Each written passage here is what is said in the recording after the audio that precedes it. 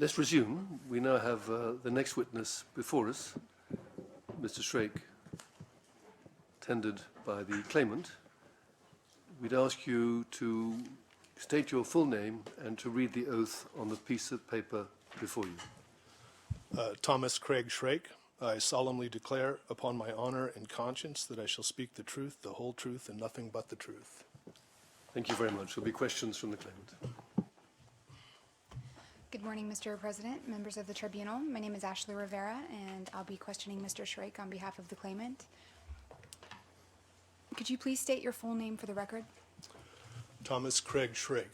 I'm going to refer you to the witness statement that is at tab 1 of the witness binder that I've placed in front of you. Have you reviewed it since it was submitted? I have. Is it complete and accurate? It is. Is there anything you would like to add or change about your witness statement? Forgive my manners, I have a cold. I'm sorry? Is there anything about your witness statement that you would like to add Yes, or change? on paragraph 124, there's a mistake on date. It should be 2008, not 2007. All right. Now, I'm going to ask you about the facts covered in your witness statement, but first, Mr. Shrake, did you hear the testimony that Mr. Parada gave this morning? I did. Do you recall the mention of a November 2007 lunch with President Zaka? I do. Did you attend that lunch? I did. Did Mr. Ali attend that lunch? He did. Did you speak to President Zaka? No, I didn't. Did Mr. Ali speak to President Zaka? No, he didn't. Did you authorize Mr. Ali to speak to President Zaka? No, I did not. Has Mr. Ali ever represented to you that he has spoken to President Zaka? It would have been extremely difficult to speak to President Zaka in that meeting. He came in with security and he left with security. He was not really accessible. I was hoping to shake his hand and introduce myself and hope to arrange a meeting with him. So no, it was impossible. And any time subsequent to that? Any time subsequent to that lunch, has Mr. Ali represented to you that he has spoken to President Zaka? No, he has not. Has any Kroll and Mooring employee represented to you that they have spoken to President Zaka? No, they have not. Okay, now, in 2002, in your witness statement, you discussed that you focused the company's exploration and investment activities on the El Dorado gold deposit in El Salvador. Can you please explain why the interest in the El Dorado deposit? In about 2001, we launched a new strategic business initiative in which, and at that time, gold prices were very low. They were at about $270 an ounce. We launched a new business initiative with the intent of looking for a specific geologic type of gold deposit that offered high margins, meaning they could operate in that price environment, but also offered the additional benefit of extremely low risk in terms of environmental contamination of any kind.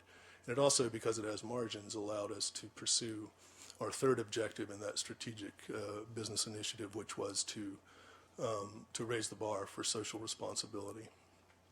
Now, was there anything about El Salvador that you found attractive?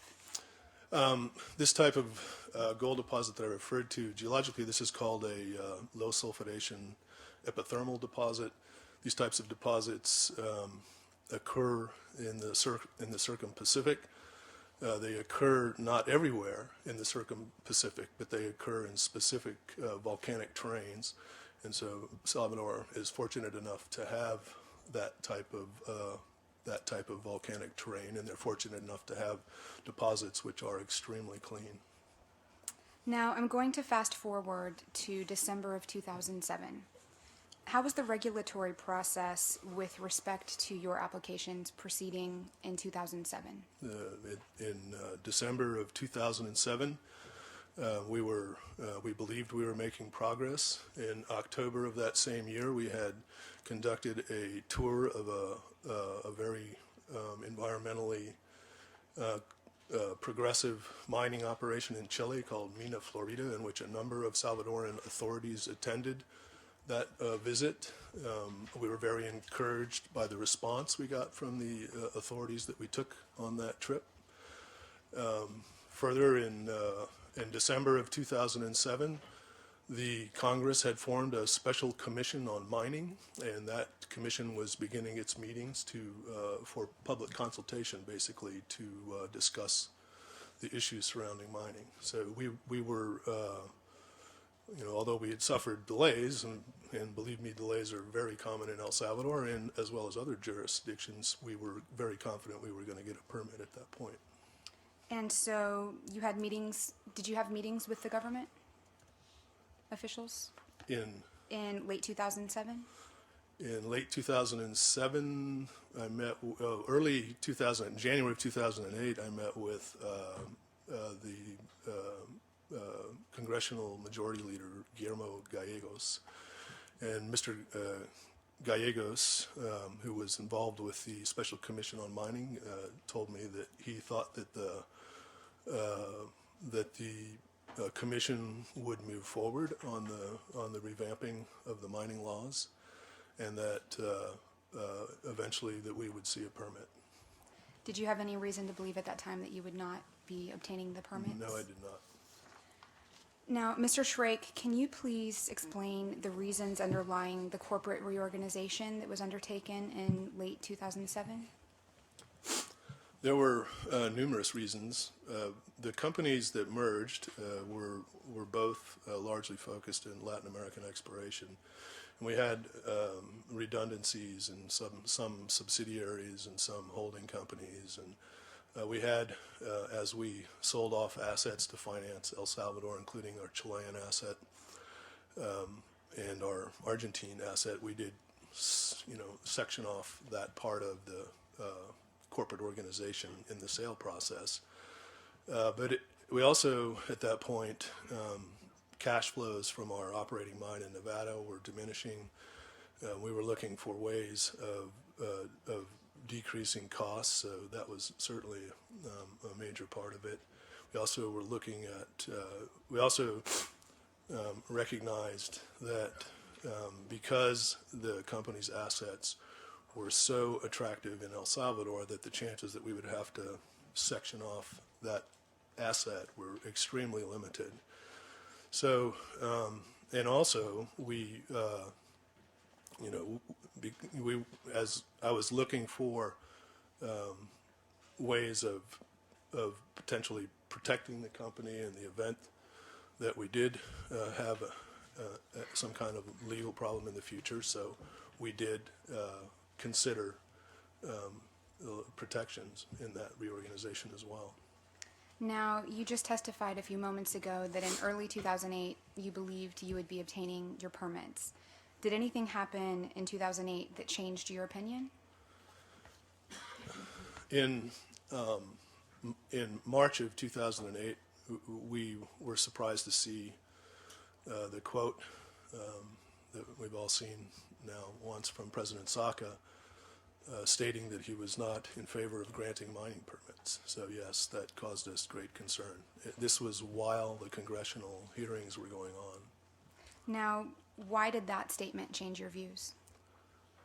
Well, the majority party in Congress was the Arena Party, and Saka was the first president that not only was president of the country, but he was also president of the party. So that caused us concern that these congressional hearings were not exactly going to bear fruit. So we were quite concerned at that point.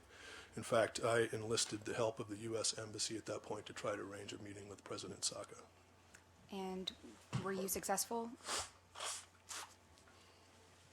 in arranging a meeting with President Saka? This is going to be awkward. No pressure. I'm sorry, what was the question? Were you successful with your attempts to meet with Yes, President Saka? the ambassador was sympathetic, and we did. He did pressure President Saka to meet with us in late June of that year. And can you describe that meeting? The meeting was attended by the U.S. Ambassador Glazier.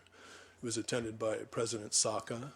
It was attended by the Minister of Economy at the time, Yolanda de Gavidia. It was attended by the Minister of Marne at the time, Minister Guerrero. It was attended by Saka's ex-President Saka's former secretary, myself, and there may have been one or two others. Thank you. I have two. Hopefully I won't be here this long that I need them. That's all I recall being present in the meeting. I went through a bit of a presentation with President Saka explaining the environmental benefits and economic benefits of the mine. The fact that we are a small company is not really represented by the people on our board of directors and the technical strengths that we have within the company, and that we were very capable of building this mine, which we had designed, which would set new environmental precedents throughout the Americas, and tried to impress upon him that that we were the right people to establish the bar for the mining industry in El Salvador. The President Saka's response was that he would grant us the permits after the presidential election in the lame duck period, and he instructed Minister de Gavidia, Minister Guerrero, and myself to meet later to try to find a solution. And did you meet with Minister Gavidia and Minister Guerrero? Pardon me. I did meet with Minister Guerrero.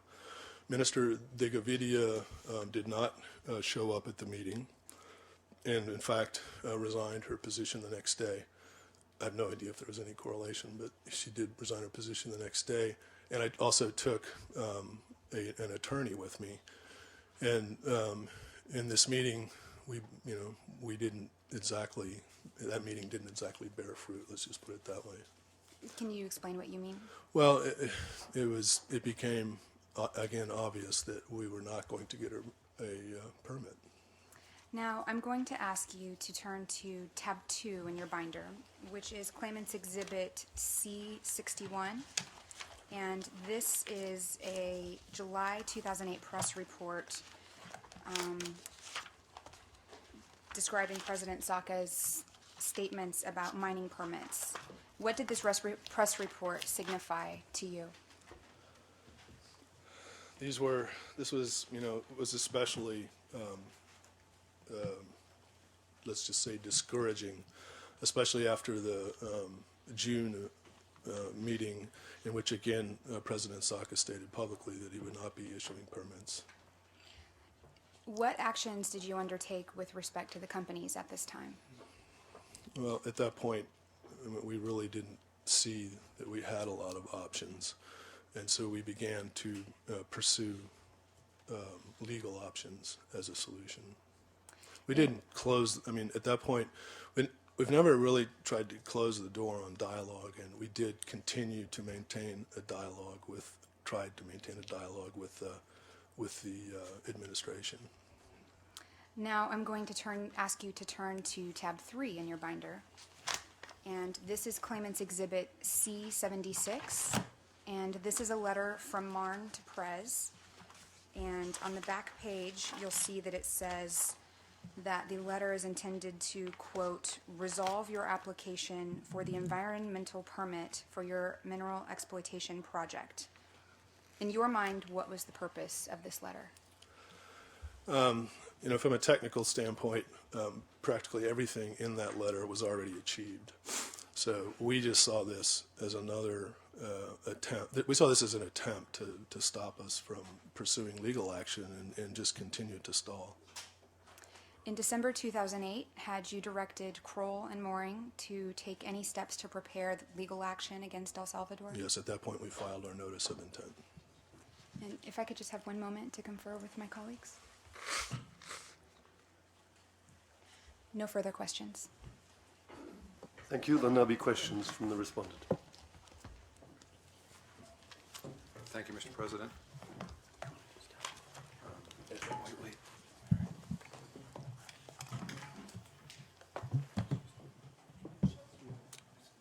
There's two of them? It's just slightly different. Oh, okay.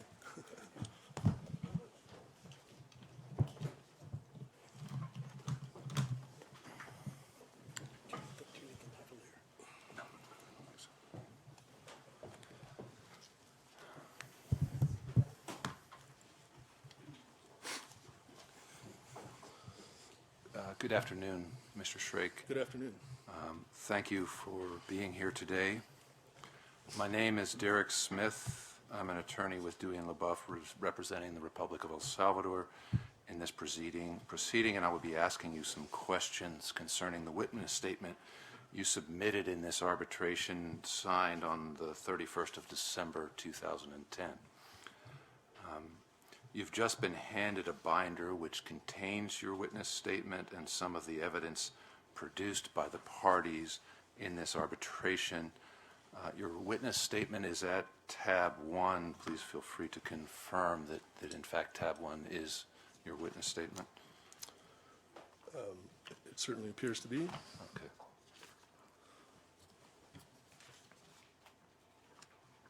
I take it you don't want me to read the whole thing. But No, I assure certainly you that, I assure you that, I certainly that recognize it. we have done everything possible to ensure that what's in there is your witness statement.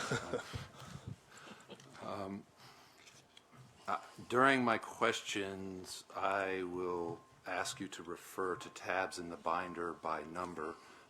If you consider any of my questions unclear, please feel to indicate that to me, and I will rephrase it. I certainly will. Are you ready to begin? Yeah. Okay. Mr. Schrake, you took an oath at the beginning of your testimony. What does that oath mean to you? It means that I'm to tell the truth, but I would do that anyway. So you will be truthful to this tribunal. Absolutely. Thank you. What is your position at Pacific Rim Mining Corp of Canada? I hold the titles of Chief Executive Officer, President, and I'm on the Board of Directors as well. Okay. Are you also a stockholder of Pacific Rim Mining Corp of Canada? I am. And Wait until the question is completely finished before you answer. Just give it a pause. Thank you. okay. Should I repeat the question? No, I got it, and I got the Okay. answer. And approximately how much stock do you hold? Approximately. Yes. Approximately 500,000 shares. And how many total shares are there in the company, approximately? There are today 167.x million shares out. Okay, thank you. Do you have stock options as well? I certainly do. Thank you.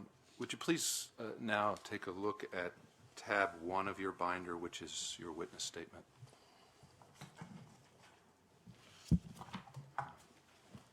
You have affirmed that this is the statement that was filed by your attorneys with the Yes. counter memorial on December 31st, 2010. Can you turn to the last page?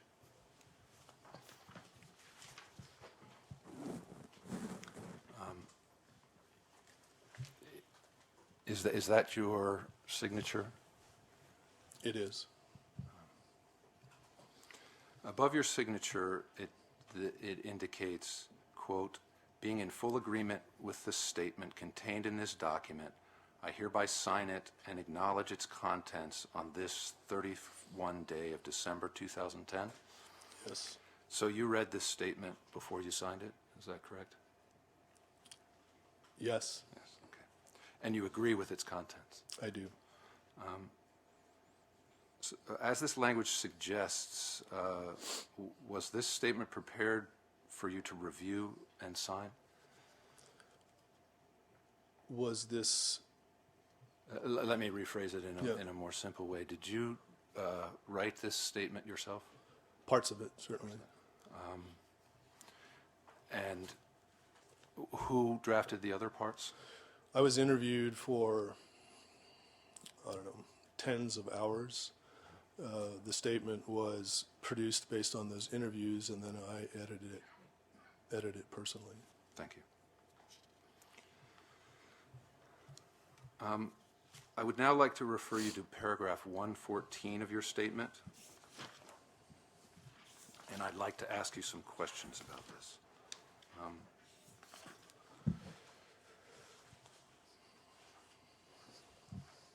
Please, if on the screen is some highlighted language, okay, that indicates where you indicate we were advised that the proposed proposed amendments to the mining law were likely to pass in 2008, meaning, among other things, that we would not have to revise our El Dorado application for a smaller concession area or try to buy or acquire authorization to use all of the surface area overlaying the concession area included in our pending application.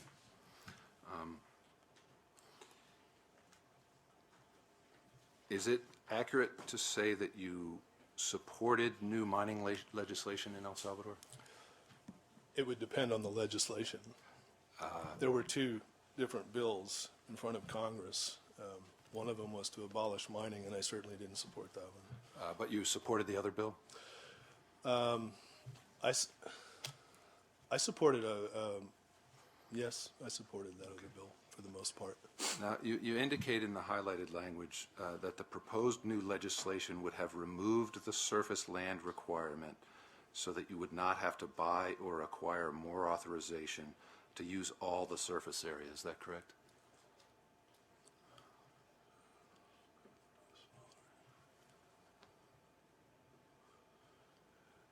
Yes. Okay. So if the legislation passed, you would not have to meet the requirement. Is that correct? That's a gray area, actually. The way that the mining law is written, it's very ambiguous as to. I'm not asking about the current mining law, and I'm asking about the situation if the new legislation passed. If the new legislation passed, and then the question was? Would you have, if the new legislation were to have passed, would you have been required to meet the requirement to own or have authorization for the entire See, that's concession the area? problem. To own or have authorization for what? To use the entire area of the concession. That's why I stopped before, is I don't agree with that statement. We don't agree necessarily that we needed to own the entire surface area of the concession. This is an underground mine, and the owner of the surface is unaffected. The owner of the surface, the owner of the soil is unaffected when the mine is below the surface. So our opinions were that, legal opinions were that this was not a legal requirement. Having said that, we worked with the ministry in mines, and basically I said to them, if that is the way that you're interpreting the law, then just let us know. We just want to know what the rules are. If we had to own or have contractual rights on the surface area within the concession, then we'll simply reduce the size of the exploitation concession and fill around it with exploration concession. But you indicated here that the proposed amendments to the mining law were likely to pass in 2008, meaning that we would not have to revise our El Dorado application for a smaller concession area. Yes, and again, if they had required us to own the surface above a mine that was well below the surface, then we would be forced to reduce the size of the concession. Right. Or if the new legislation had passed, Correct. You would not have been forced to do that. Is that correct? Correct. Okay. Now, I draw your attention to the language in the parenthetical. It reads, and again, we would have reduced the concession size of our pending application if necessary. You've just mentioned Yes. that, correct?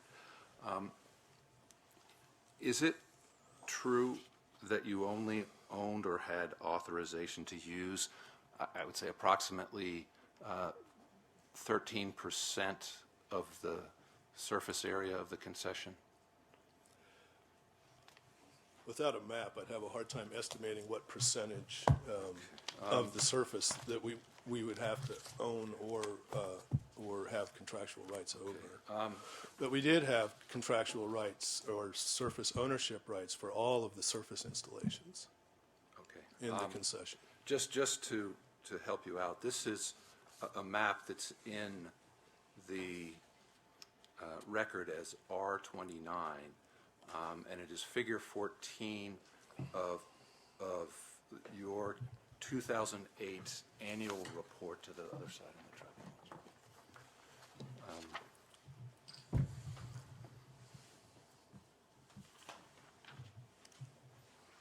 Submitted by Prez to the government of El Salvador in February of 2009.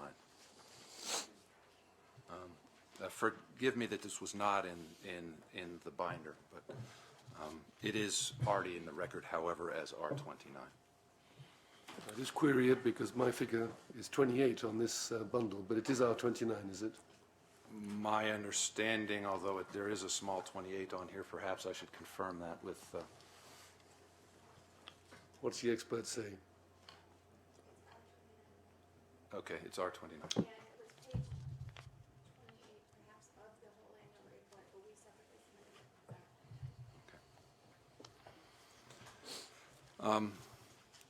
Would you say that this map is a fair representation of the surface area that you owned or had authorization to use? Yes. Yes. Now, and it's clearly a small subset of the entire area. That is, the pink line outlines your entire the entire concession you applied for. The pink line on my map doesn't have a bottom to it, so it's very difficult to Okay. say exactly where the limit of the concession is. Okay, you're correct, but it is the lateral and northern limit. Would you agree? Yes. Okay. Now,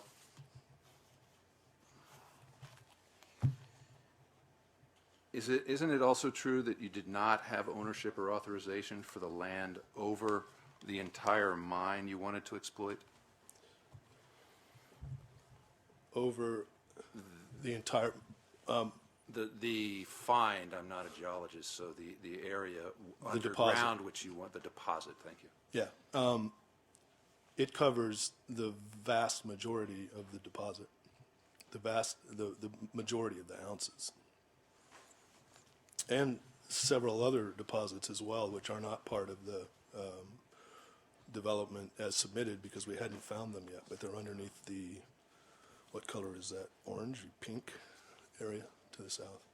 And are there other deposits within the concession area that are not covered by these areas that you own? There are. So reducing the size of the concession would have resulted in a significant loss of value to the concession. You're assuming we couldn't get any more surface rights.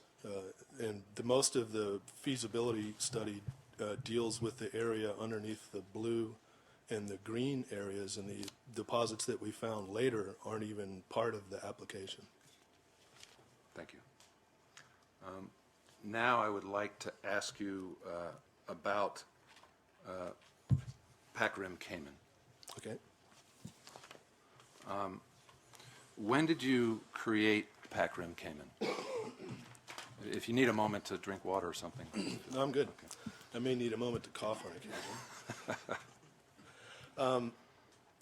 Pac Rim Cayman was added to the chart almost immediately after I took the responsibility of Chief Executive Officer. We put a Cayman shell together, or a Cayman sandwich together, two holding companies in the Cayman Islands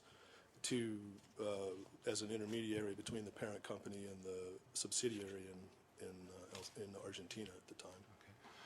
I direct you to paragraph 40 of your statement.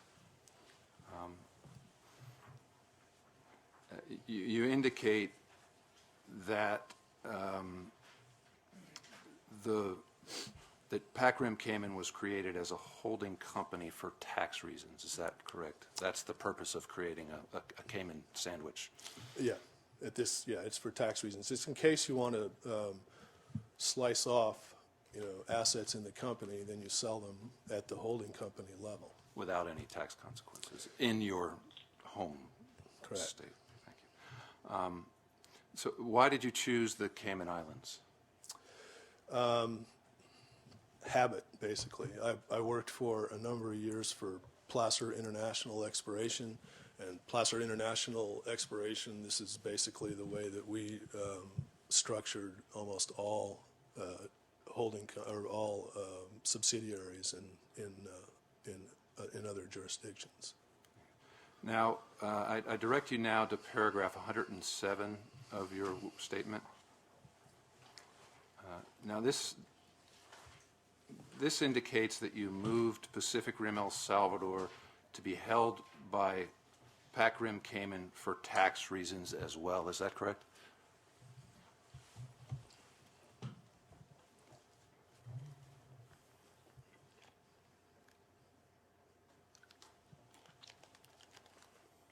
That's correct.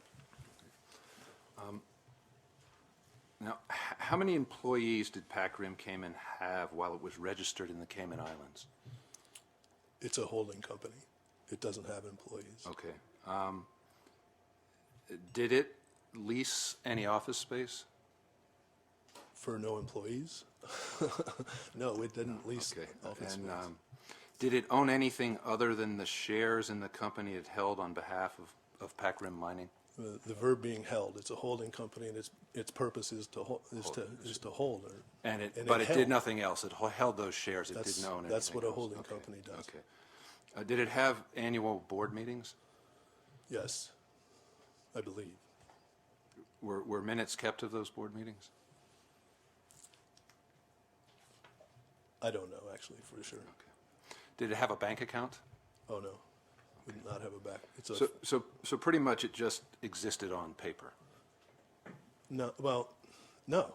It's a holding company. The But- purpose of the company is to hold assets. Right, but what physical existence, what existence did it have other than on the documents that exist perhaps in your office and registered with the corporate registry in the Cayman Islands? None. Okay. I now refer you to paragraphs 110 and 111 of your witness statement. And I refer to the entire paragraph, so if you want to take a moment now to read them both, and then I'll have some questions for you. Okay.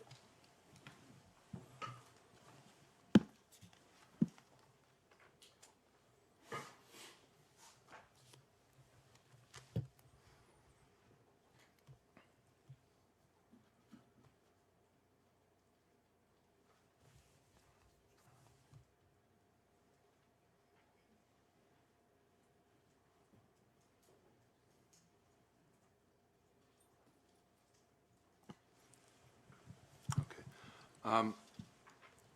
If I understand this correctly, you first decided to deregister Pacific Rim Caribe, which was the holding company for your Mexican and Peruvian subsidiaries, in order to save money by getting rid of these assets, which were no longer working assets. Is that correct? And the companies that held them. Right. And then that led you to look at Pac Rim Cayman to see if you could save money by also deregistering Pac Rim Cayman from the Cayman Islands, or changing its nationality? Yeah, it definitely Reregistering. saved money. Okay.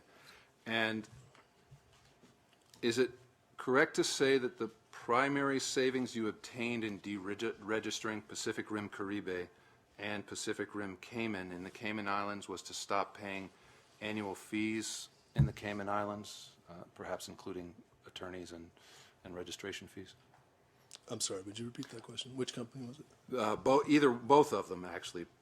Pacific Rim Caribe and Pacific Rim Cayman, the savings were on the cost of having them registered in the Cayman Islands, including the fees.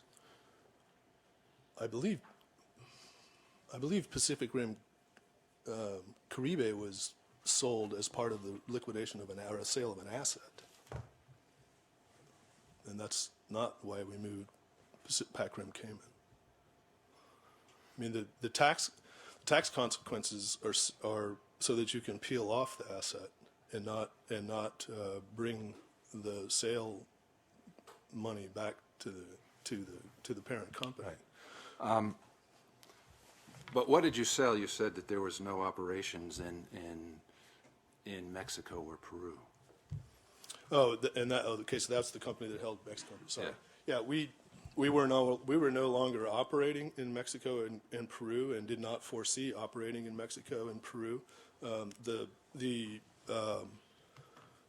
potential of what we had already found was so spectacular that we didn't see going back to those countries in the near future. So that was one of the legs that we eliminated. So you wanted to save money, and specifically with regard to Pacific Rim Caribe, what was the source of the savings?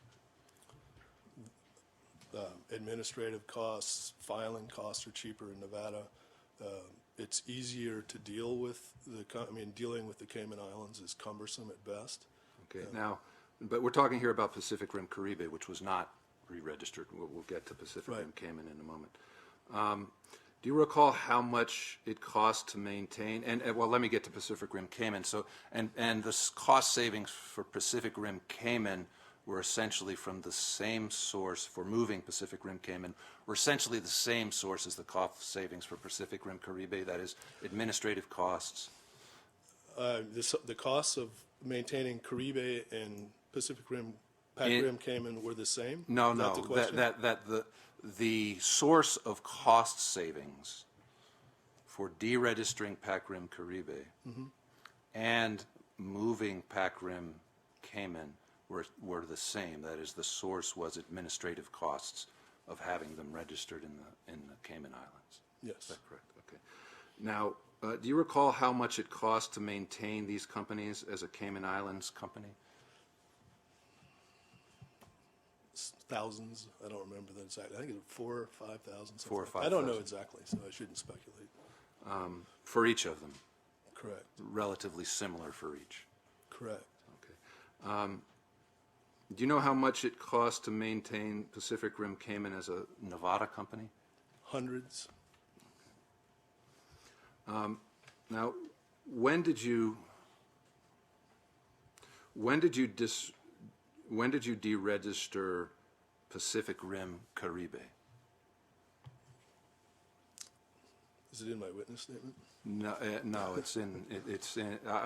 I have. If you don't recall, I can. I don't recall. I can remind you. Can you pull up footnote 170 to page 76? This is counter memorial. It's filed by your client. It says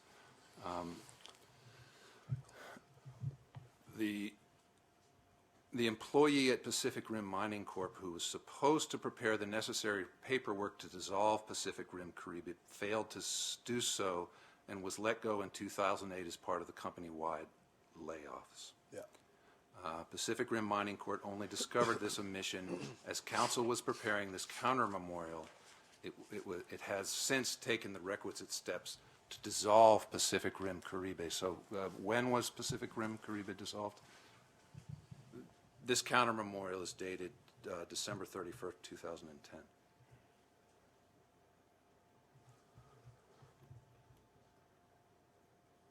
Oh, I don't know that it has been dissolved. So you continue to pay the fees in the Cayman Islands? I would assume it. I don't actually. I don't know, so I Okay, can't speculate. thank you. And when did you deregister Pac Rim Cayman and transfer it to Nevada? December of 2007. So your decision process was we decided to deregister Pacific Rim Caribe in order to save costs, and that led us to look at Pac Rim Cayman, and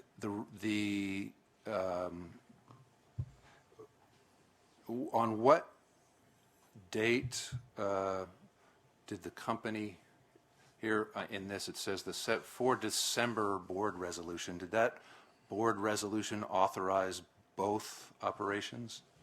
I'll object to the question as mischaracterizing the testimony and also compound and confusing. Okay, I will rephrase. Can you pull up what is C58?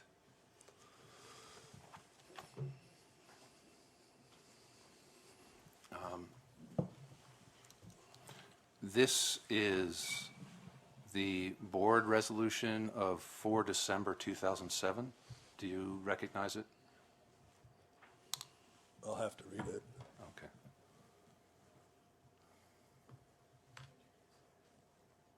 It's pretty hard to read here. It's also in your binder at tab 3, yes.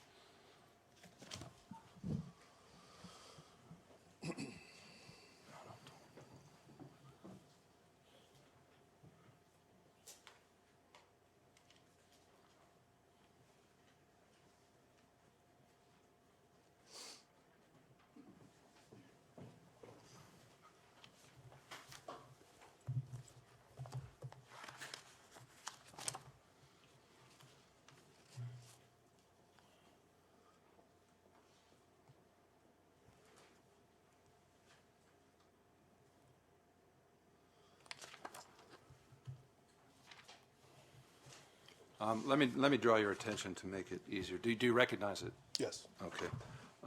Take a look at the dispositive part that begins at the bottom of the first page. Now, therefore, be it resolved that. Where does it? At the bottom of the first page, where it begins to be numbered. Yep. Okay. Now, the first one is to move and/or continuation of PAC Rim Cayman into the state of Nevada, USA, is hereby approved. Correct. And then if we go to number 4 on the next page, if we could, it says, the subsequent dissolution of Pacific Rim Caribe, Minera Pacific Rim S.A. and Exploradora Pacific Rim Peru. Okay. So this one resolution approved the change of nationality of Pacific Rim Caribe and PAC Rim Cayman. Is that correct? It changed the The national. change, I'm sorry, it approved the change of nationality Yes. of PAC Rim Cayman and the dissolution of Pacific Rim Caribe. Yes. But you didn't dissolve, well, perhaps Pacific Rim Caribe has not even yet been dissolved. Perhaps. And when did you change the nationality of PAC Rim Cayman? In December of 2007. Within less than 2 weeks of this resolution. Correct. Thank you. So, And probably logically so, it was holding the assets in El Salvador, which were the drivers of the company. right. There was a little bit more on the radar screen. More on the radar screen, but the savings, well, We're lost. We weren't diligent. But you're under, Could counsel let the witness complete his I'm answer, sorry, please? I'm sorry. But basically, I forgot what the question was already. I didn't expect any further answer.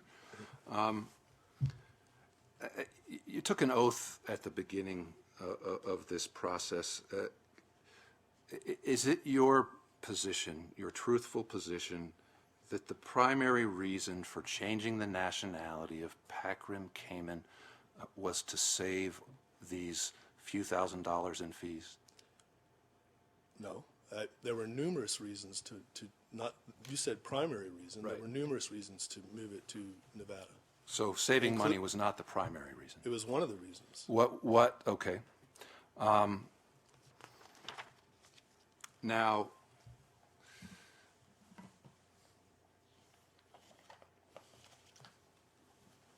I want to ask you about the tax consequences of the change of nationality.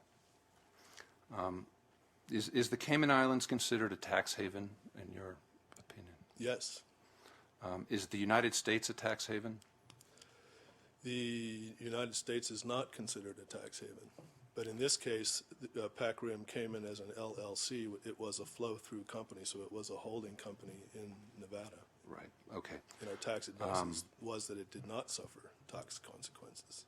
Okay. I want to ask you about that LLC status.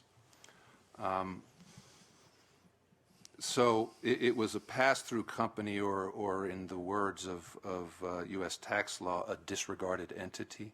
Do you Well, do you- The witness is not a lawyer, he's certainly Right, not a okay, tax lawyer. I will ask you in terms of the tax advice you received. And so please disregard my last question. You said it was a holding company, a pass-through company, and therefore was not subject to federal tax? Is that your understanding? I'm not an accountant. Okay.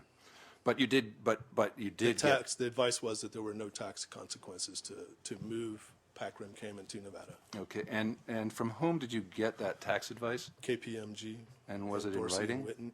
And Dorsey and Whitney. Okay. And was it in writing? I don't know. I don't remember. Okay. And approximately on what date did you get this advice? I don't recall. Can you give me a year? Well, obviously before we made the move. Right. Yeah. I guess what I'm trying to get at is how much before you made the move. Was it 2 weeks before, a month before? I really don't remember. I have no idea. Okay.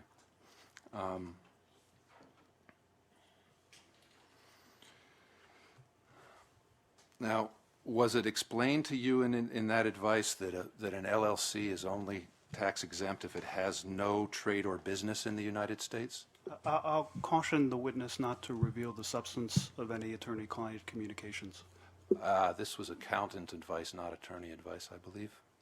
The witness, in fact, mentioned a second group of legal advisors, so I think you may want to limit Yes. your question Okay. expressly to Did your KPMG. accountants, the advice from accountants, not from attorneys, include advice that in order to maintain the tax status as a holding company pass-through, it could not conduct any trade or business in the United States? Again, this is not my area of specialty, so I can't answer that question. Now, you did mention, and your counsel mentioned yesterday, the concept of a Cayman Islands sandwich, Yes. which you seem to understand, and I think I understand.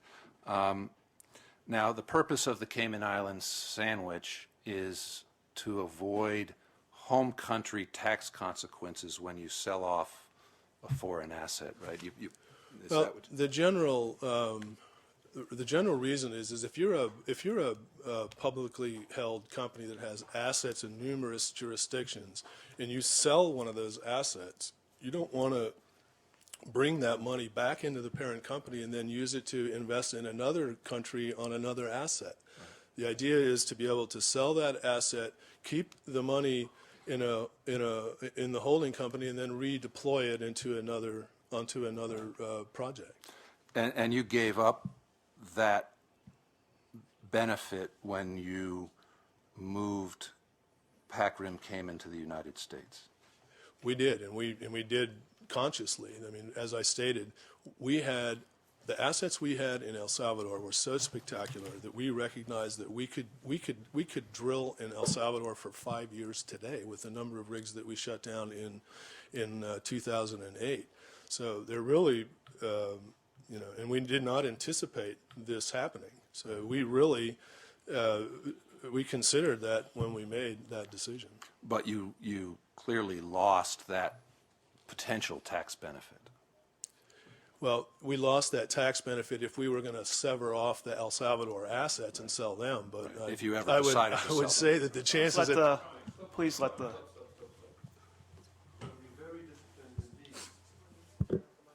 Because unless we speak once at a time, one person at a time, it doesn't get recorded. So all of us, I think, have to be very careful indeed just to pause and make sure we don't overspeak when somebody else is speaking. This is not addressed to you, Mr. Shrake, because you're probably doing this for one of the few occasions, I suspect. But professionally, we must be very careful not to do that. Thank you. My apologies. Please refer to paragraph 112 of your witness statement.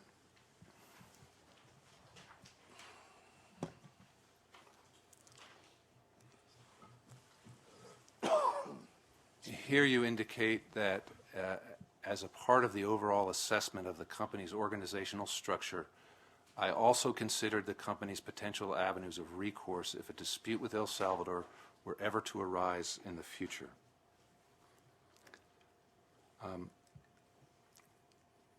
Was this a reference to potential jurisdiction under the Central American Free Trade Agreement? It's well, potentially, yes. So you considered CAFTA jurisdiction when you changed the nationality of Pac Rim Cayman, is that correct? I'm sorry, restate the question? You considered the possibility of arbitration under CAFTA as you were deciding to change the nationality of Pac Rim Cayman? Yes. Okay. And when did you learn that you could gain CAFTA jurisdiction by changing Pac Rim Cayman's nationality?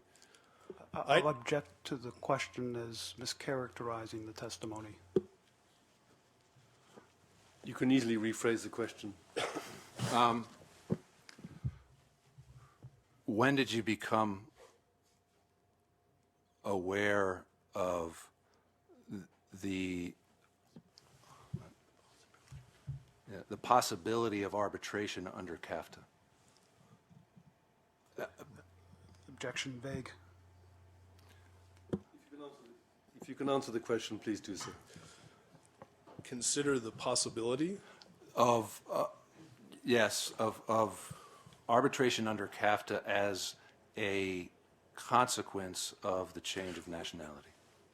We considered various, at this point, we considered various remedies to the situation. I mean, I talked to counsel in El Salvador. I was lobbying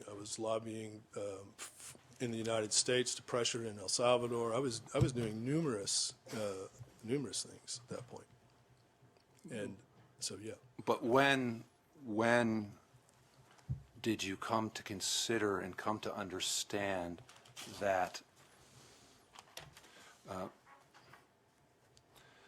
when did you consider that jurisdiction specifically under CAFTA was a possibility as a result of changing the nationality of Pac Rim Cayman? On what date did that become an idea?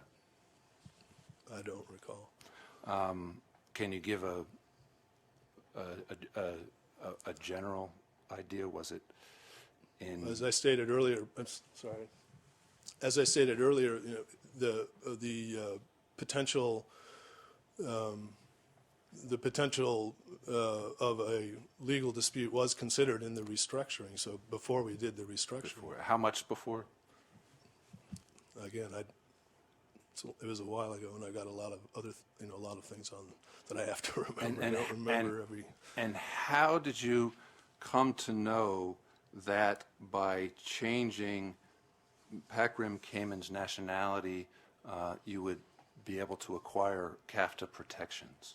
Caution the witness not to reveal the substance of attorney-client communications.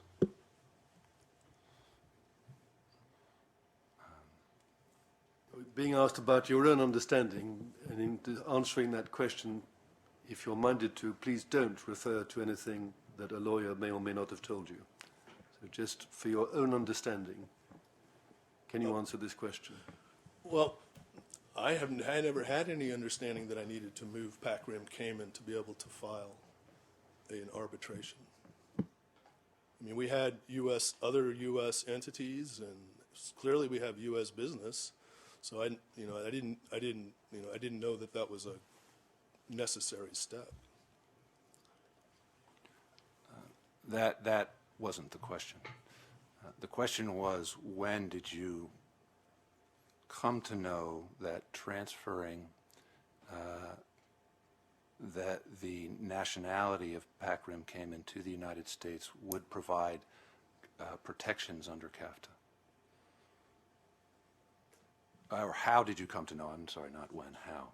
Forgive me. How did I come to know that moving, I'm sorry, repeat the question. I'm really getting confused here. I'm sorry.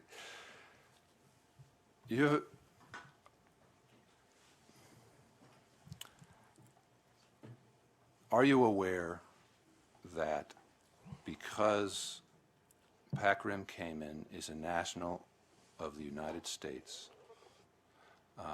This has allowed your PAC-RIM Cayman to assert jurisdiction under CAFTA. Yes. Okay. How did you become aware of that? Again, I'll caution the witness not to reveal the substance of attorney-client communications. If you can't answer, please let us know that you can't answer. I've just been advised not to answer. Okay. So how you came to know that, okay, that's fine.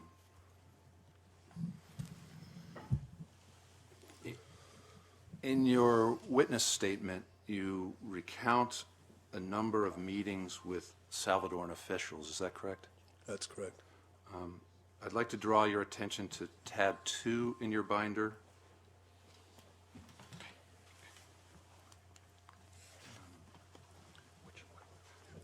Tab 2 is a letter dated April 22nd, 2011, from your counsel to counsel for El Salvador.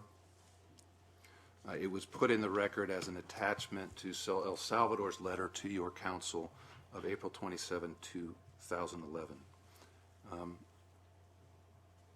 Do you see that it makes reference to trips in December 2007 and February 2008?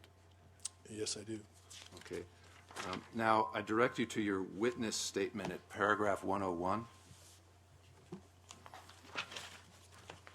You indicate there that you traveled to El Salvador in January of 2008. Correct. And I just want to clarify, your counsel has said that there was a trip in February 2008. You have said that there was a trip in January 2008. Did you take 2 trips, or is this actually a reference to 1 trip? No, I take very frequent. I was taking very frequent trips at that point. Okay. And do you see that where it makes reference to trips, a trip in December 2007? Okay, can you go back to the letter of April? Oh, sorry. Going back to tab 2. Oh, when she pulls it up. Oh, I'm sorry. Okay, what was the question again? I've got the letter. Okay. It makes reference to a trip in December 2007. December 2007. Yes. You didn't mention the December 2000 meeting in your witness statement. Is that correct?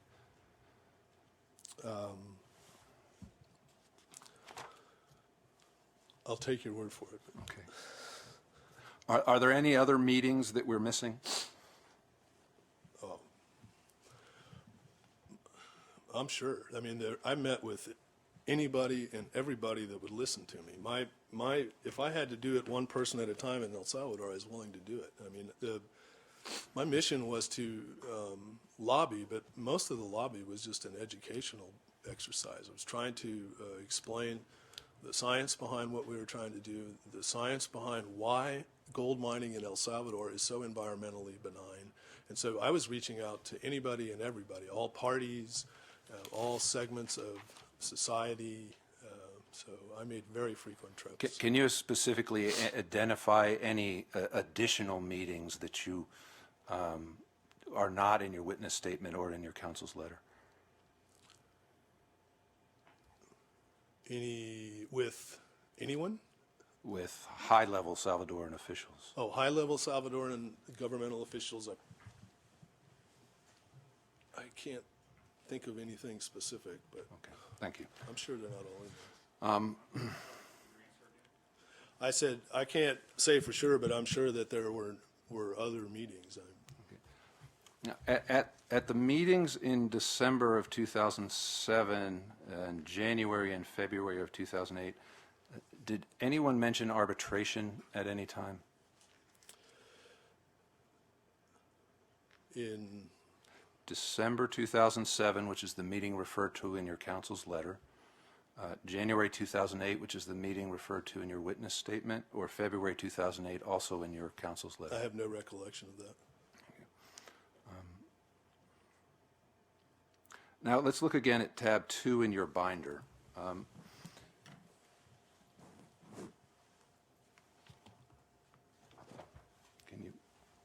Now,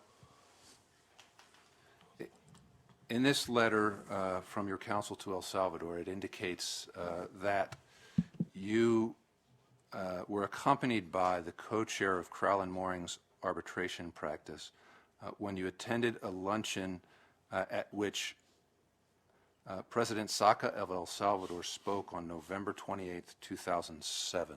Is this correct? Yes, that's correct. And this took, how long were you in Washington at the time you came for this luncheon? I travel almost every week, so I know the feeling. yeah, I don't have any recollection how long I was in Washington that week. Was this luncheon the main purpose of your visit to Washington? I'm sure I did other things while I was here. Who else accompanied you to the luncheon? Tim McCrum was there, Arif was there, and Paul Behrens was there. I don't remember anyone else, but And while you were in Washington, who else did you meet with? like I said, I travel a lot, and I don't recall that specifically who else I might have met with that week. But I doubt I would have flown all the way here for the luncheon without trying to make other. I mean, at that time, I was lobbying extensively with U.S. Congress, with El Salvador Congress. Around that point in time, I was seeking the help of a U.S. senator in contacting the Salvadoran embassy to push for meetings. I mean, I do a lot of traveling. I've had a lot of meetings and dates and exactly when was what. But I would bet that I had other meetings, and I was actively pushing, trying to get help from the United States and pressuring El Salvador to. In pressuring El Salvador to issue your exploitation concession? Well, the first step is to get an environmental permit. So that was, yeah, but ultimately, yes.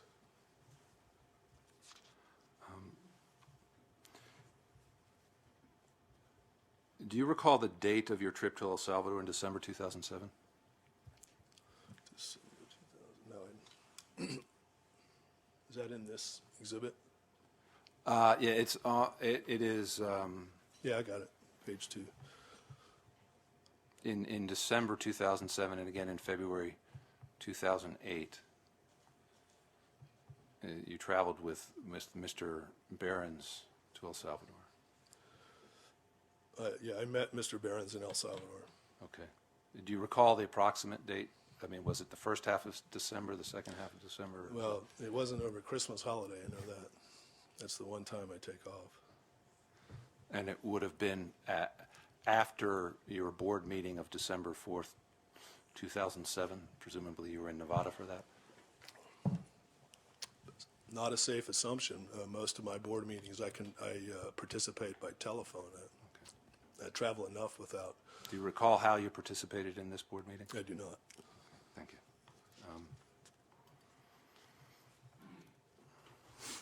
Do you recall if there were minutes from this board meeting? I don't recall, but I'm sure there were. And are those minutes available? Are they available? Could they be produced for the tribunal? I'm sure they're somewhere.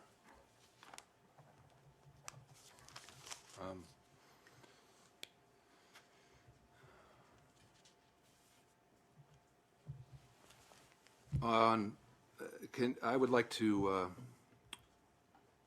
refer you to tab 3, which is the board resolution from your December 4th, 2007 board meeting. Again, it's C58.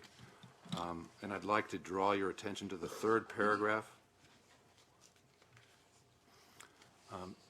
It indicates that you received both tax and legal advice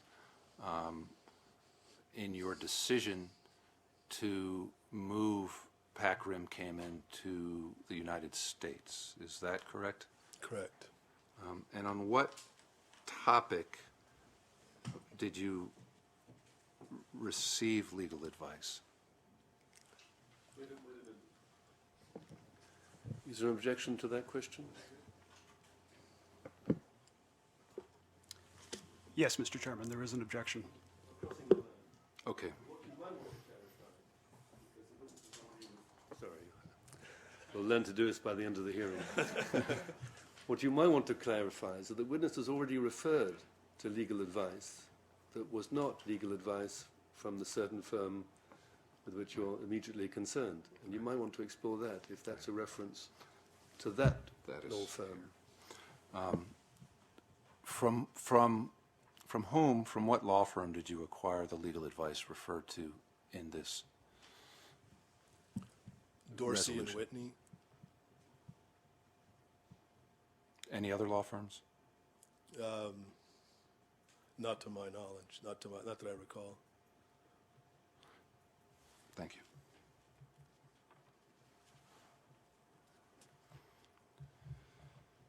you. I'd like to direct your attention now to paragraph 93 of your witness statement.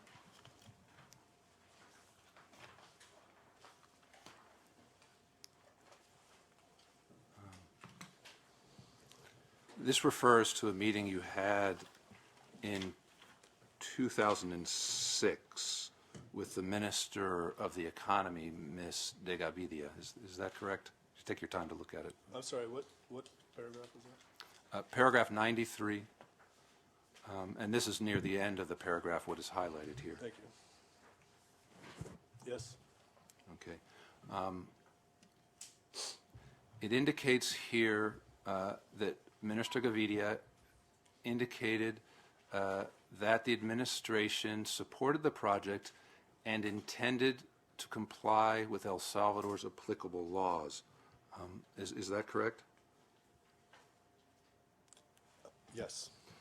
So part of what Salvadoran officials were assuring you in your meetings was that they would comply with the laws of El Salvador. Is that correct? Yes. Did you ever receive any assurances that your concession application would be approved if it did not comply with the existing law? No. Now I would like to draw your attention to tab 4 in the binder, which is R125 in the exhibits. Now, this is a press report from March 12, 2008 regarding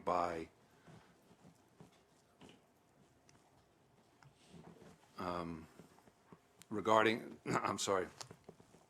statements by President Saka.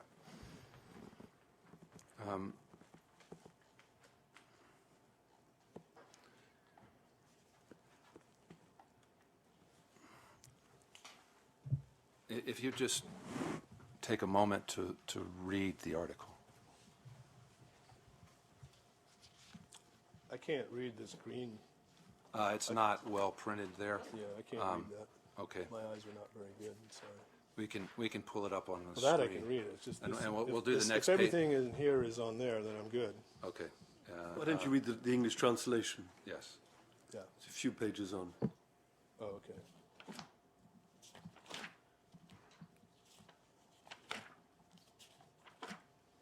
Much better.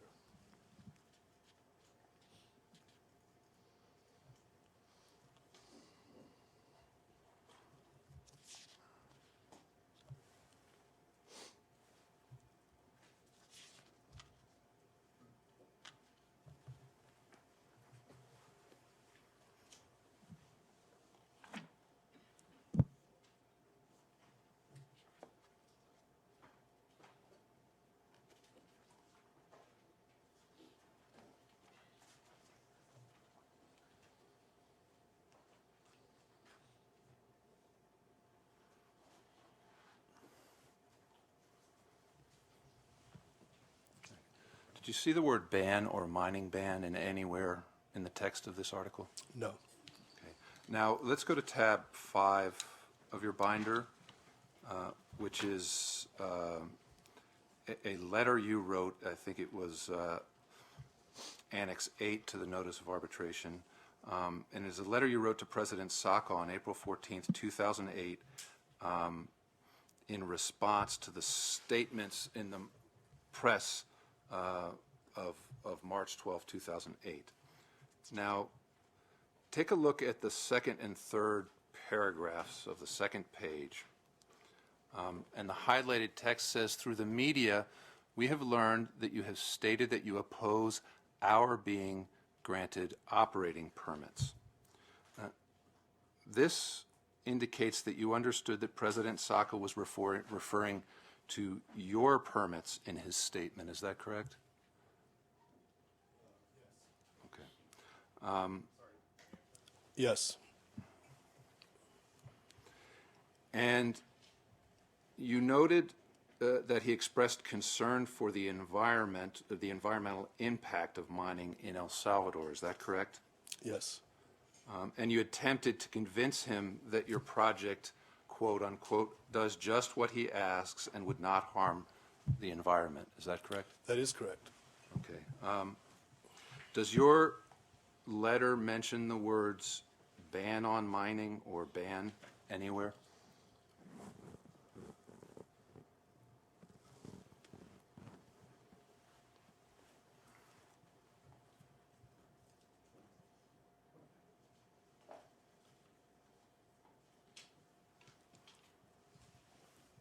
No, it does not.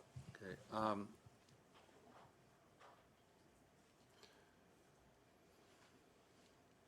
Do you have any other evidence from March 2008 that there was a ban on mining? Again, from March 2008, I'm asking about a specific In time March period. 2008. When at the time at the moment this letter came out. No. So your conclusion, the conclusion that has been stated in these proceedings and the conclusion stated in your witness statement that there was a ban at this time was based solely on the press article from President Saka, about President Saka. Not sure I'm understanding. Could you restate the question?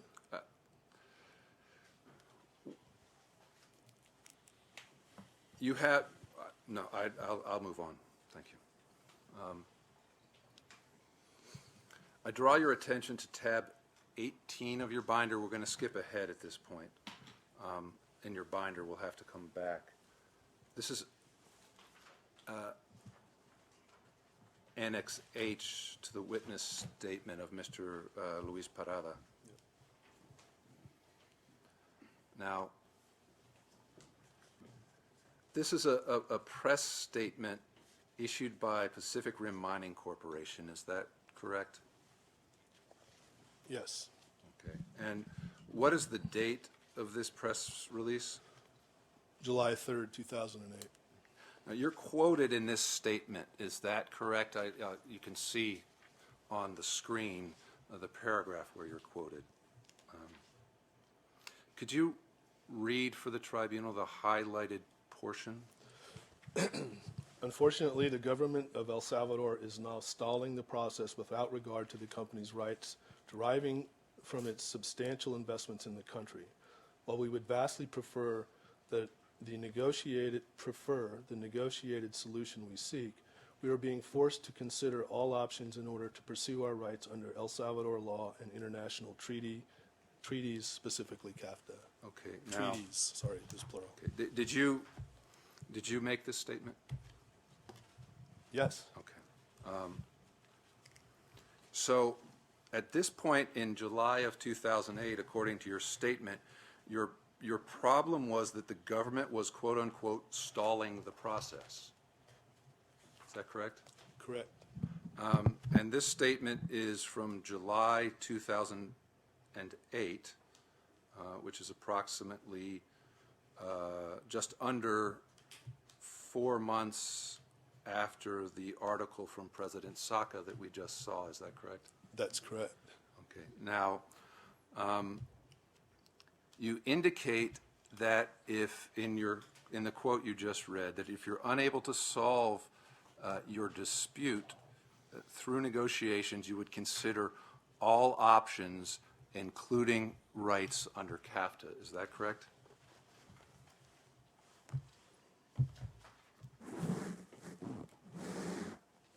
What I said was we would, in order to pursue our rights under El Salvador law and international treaties, specifically CAFTA. Right. And did the options under CAFTA include arbitration? Yes? So you were considering arbitration under CAFTA to resolve your dispute with El Salvador over the government's quote-unquote stalling the process. Is that correct? I mean, yes, the constant stalling, I mean, there was really no indication that we were ever going to see a permit at this point.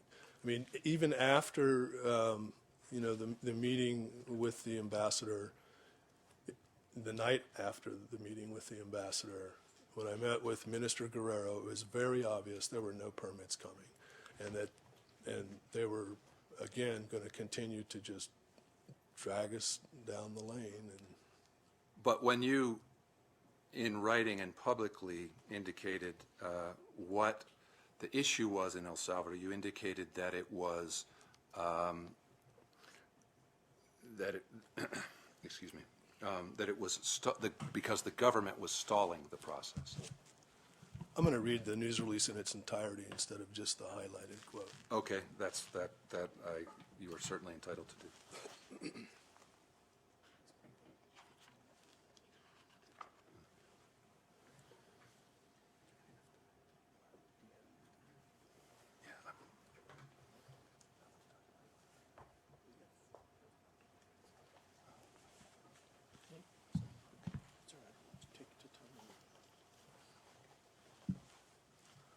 Could I get a pen?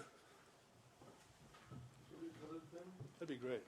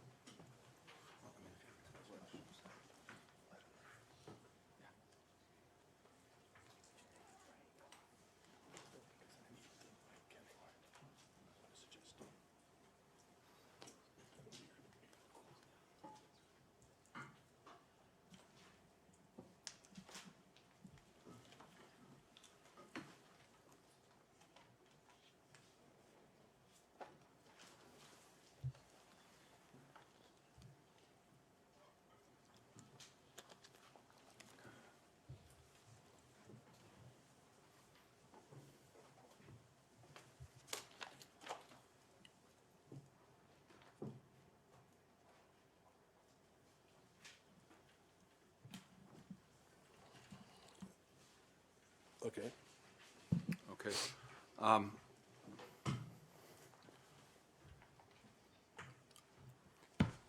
The question was that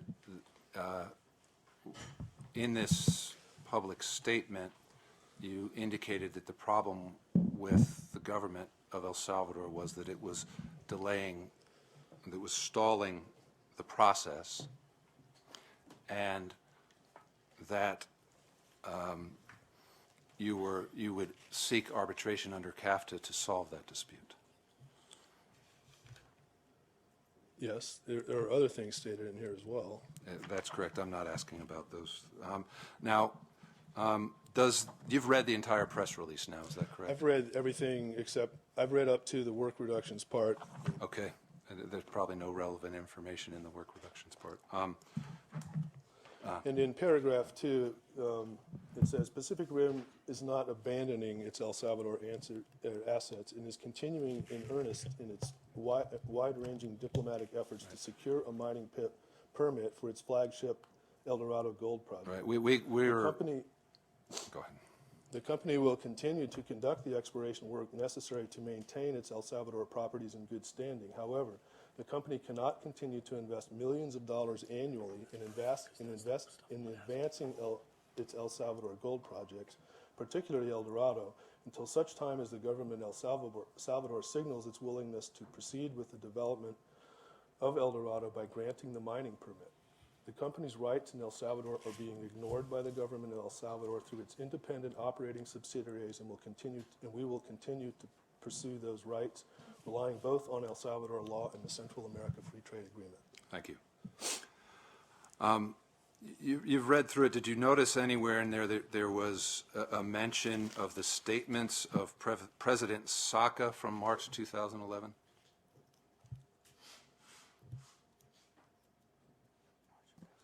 March 2008. I'm sorry, I'm very tired. March 2008. No. Thank you. Now, you have indicated that you read the press statements about President Saka as creating a de facto ban on mining. Is that correct? Yes. So it's your position that on March 12, 2008, you knew there was a ban? No. So the March 12, 2008, the date of the letter, you did not know there was a ban? No. Okay. But on that date, but immediately thereafter, you threatened arbitration in a letter of April 14th, 2008. Is that correct? That's correct. Okay. I did not know that every mining concession in El Salvador was eventually going to be expropriated. I didn't know that at that point in time. But what I did know is that our efforts to get the government to follow the law with our particular asset had not been followed. And the indications were, and with numerous consultations, was that they were just going to continue to dangle and withdraw the carrot. So you viewed this as something very specifically directed at your permits as opposed to a broader measure? This being? The letter of March 12, 2008. No. The letter, I'm sorry, I'll withdraw the question. Mr. President, the witness has been going for about an hour and a half. Would this be a good time to take a break? We're going to break at 3:15. We were going to break at 3:15, but the witness I can see is suffering from quite a heavy cold. Are you okay, or do you find it a bit of a strain? I don't think it's going to get better before 3:15 No, or after exactly. 3:15. But is it going to get worse? Mr. President, Yes. there might be another reason to accede to Mr. de Gramont's suggestion. We had discussed with him at a break the possibility of dividing the cross-examination. And I believe, unless Mr. Smith has an additional couple of questions, that we may be at the point where we can change examiners, and I will need the portable mic, so we may want to take a short break in any event.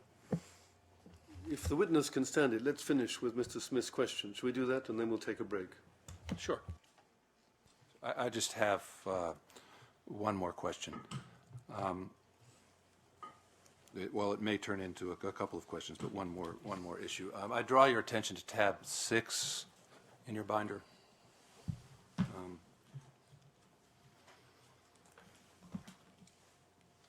And this is Exhibit R107. And it's a list of cash transfers to El Salvador from Pacific Rim, and I'd like to draw your attention to those listed from March 17th to September 30th. Is it correct to state that you continued to transfer funds and invest in El Salvador on these dates?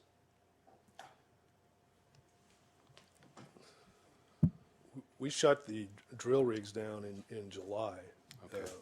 of 2008. We conducted, we unfortunately had to reduce significantly at great pain, I must add. It was a very difficult decision. But we stopped drilling in July of 2008. And much of the money after that was, we drastically reduced our exposure in El Salvador after the date of September 30th of 2008, which is at the bottom of that. After that date, but these are all accurate reflections of your continued investment? That is correct. Okay. But it takes time to wind down. There are severance costs. There are many other, bills don't come in overnight, right? And so, yeah, we shut it down in July, and it takes a while to wind it down. Thank you. You're welcome. That concludes my questions, and after the break, I'll hand it over to Mr. Badini. Well, let's break now for 15 minutes, and we'd ask you, as we did with another witness, not to discuss the case with anybody until you come back before the tribunal after the break. Do you understand that? Yes. If you like, you can do what you like, but please don't talk about the case.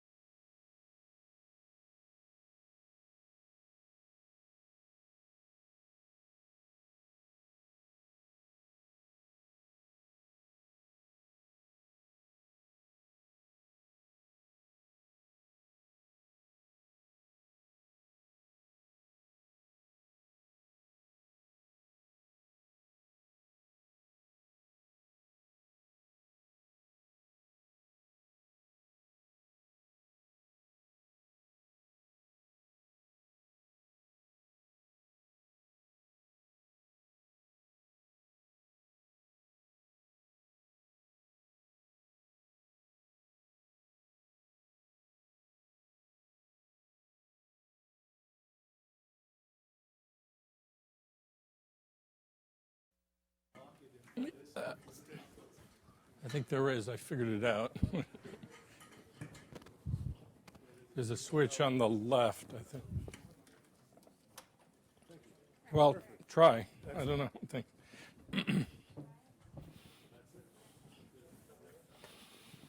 I won't even send you a legal bill.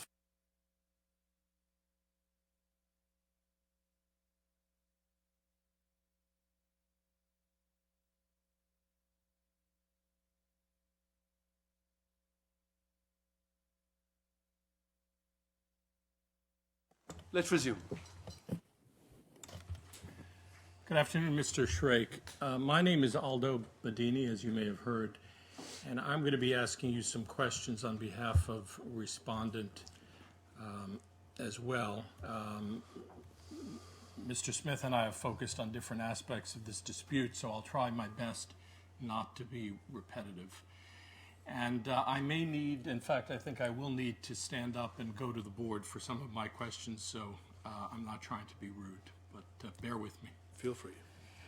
I would like to start with page 3 of your witness statement, paragraph 8, which again should be in front of you. And in particular, the last bullet at the bottom of that page, which we'll put up on the screen. And there's a sentence that begins, quote, "Since at least 2005, nearly all of the financial capital invested by the companies in El Salvador was made through PACRIM Cayman." And then it goes on to talk about management issues, which we'll get to in a second. But I want to focus on the first half of that statement relating to the investment of financial capital through PAC-RIM Cayman, okay? I will answer them as best I can, but again, I'm not an accountant. Fair enough. Yeah. But this is your witness statement, correct? Correct. And PAC-RIM Cayman, you understand, is the claimant in this arbitration? Yes. All right. Now, let's go back to the press release that was Annex H. Actually, it's also at Exhibit, or Tab 18, I should say, of the book in front of you. And I'm not remembering the exhibit number. 18.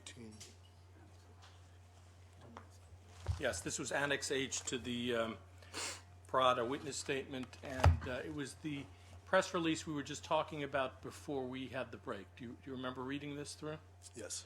And Mr. Smith directed you to a certain part of the press release, and you, in fact, read a paragraph into the record yourself. I think it was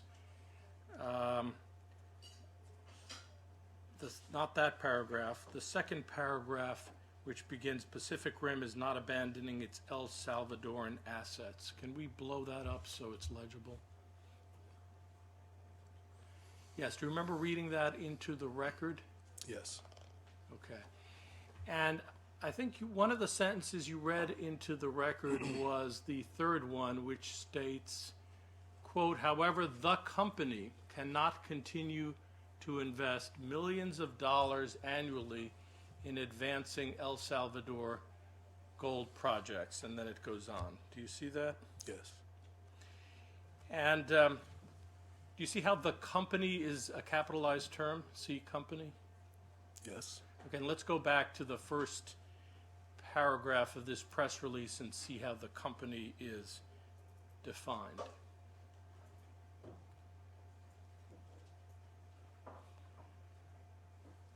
So will you agree with me that the company is defined as Pacific Rim Mining Corp., correct? Yes. That's the Canadian corporation, Correct. So when you said the company cannot continue to invest millions of dollars annually in advancing its El Salvador gold projects, the company you were talking about was the Canadian company, correct? Yes. And look at the next paragraph, the third full paragraph. Can we blow that up, please?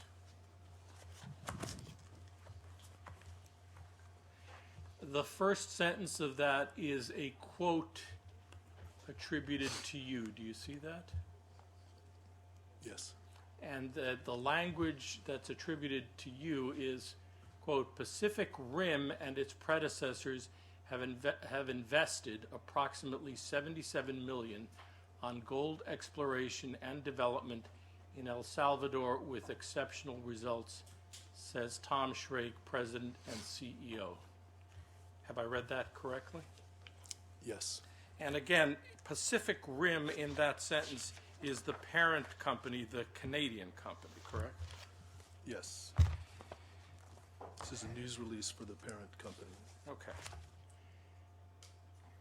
And is it correct that the parent company and its predecessors were the ones who had invested approximately $77 million on gold exploration and development? By predecessors, we're speaking to the company that existed prior to the merger, whose assets were combined with our company. And that was the Dayton company, correct? Correct. Which was also a Canadian company, correct? Correct. Okay. Now, Also a Canadian company with significant U.S. shareholders. right, but the predecessor of Pacific Rim that you were referring to here was the Canadian company Dayton. That's correct. Okay.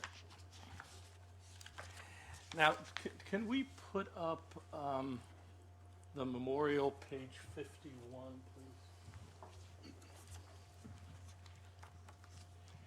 please? And if you can blow up the first two lines so they're a little more legible, please. Now, just so you know, I don't think that's in your book, Mr. Schrake, and I apologize for that. And let me give you the context so you know exactly what document we're looking at. I don't intend... Could you provide me a copy of the document? Sure. While he's looking for the document, let me tell you what it is. It is a document prepared by counsel for El Salvador in this proceeding, namely us. Okay? So this is not something that you or your counsel have said. Fair enough? Fair enough. And in this document, we wrote, quote, "PAC-RIM Cayman has no board of directors. Instead, it has two managers, Tom Schrake and Catherine McLeod-Seltzer, who are also officers of Pacific Rim Mining Corp." I understand you now have a copy of the document in front of you. Sure.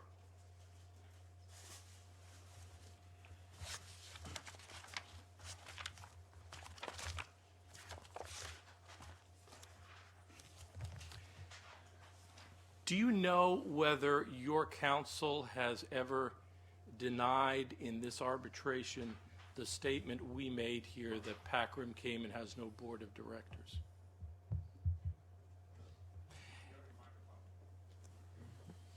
No.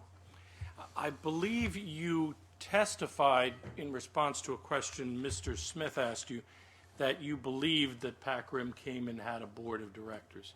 My question to you is, are you absolutely sure of that? Apparently, I was incorrect. Well, I don't want to put words in your mouth. I'm asking you whether you were absolutely sure of that. What was the question again?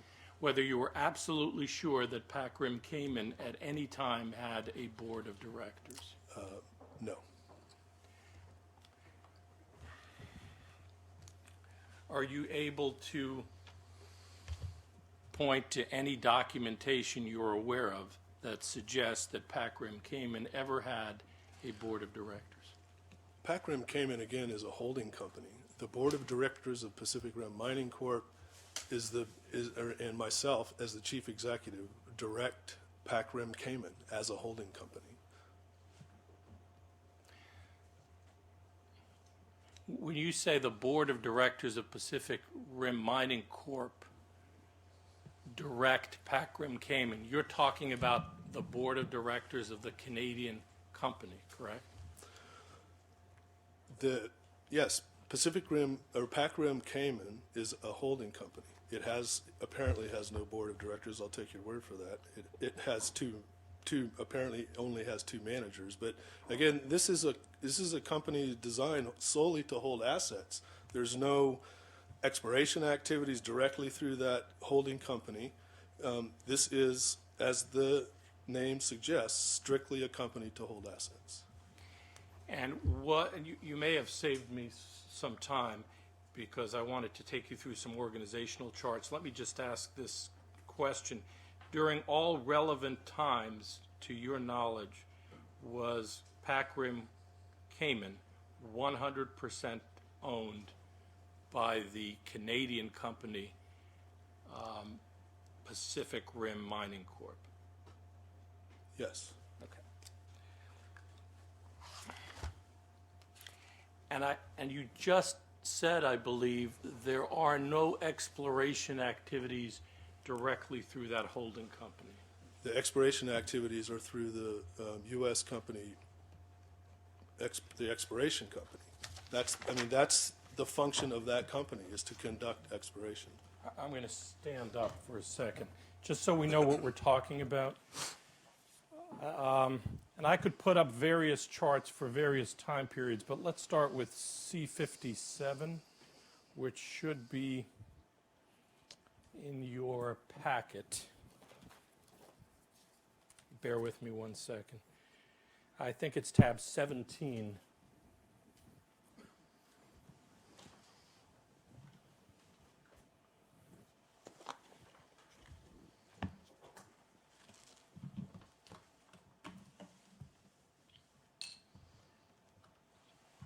Okay, we can do this one. Can you identify what C57 is? This is C57? This That's what document, we've marked it Okay. as. Can you tell us what it shows?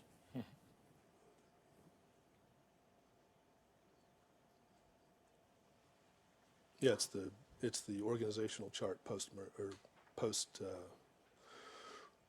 December restructuring.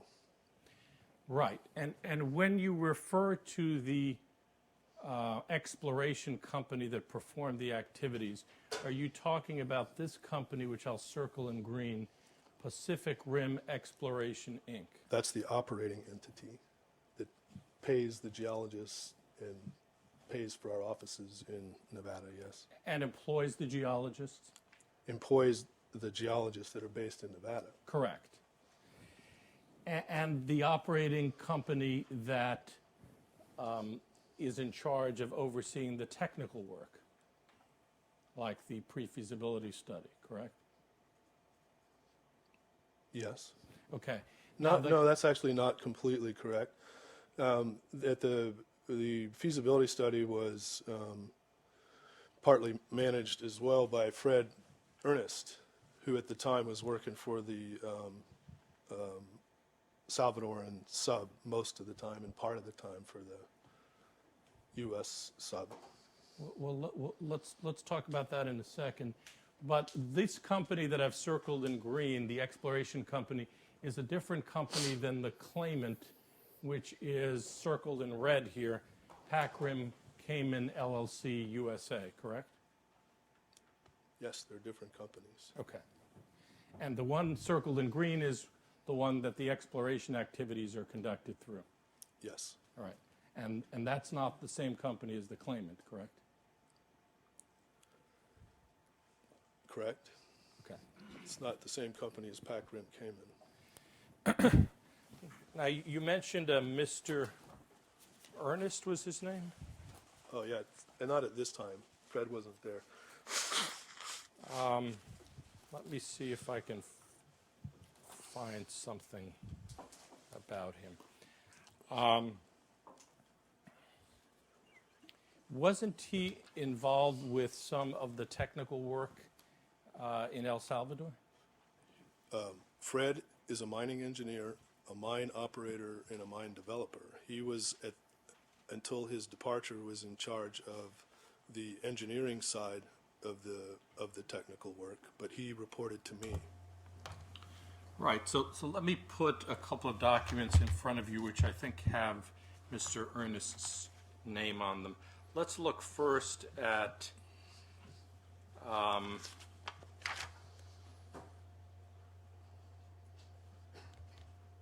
C-37. And in your book, it is tab 12.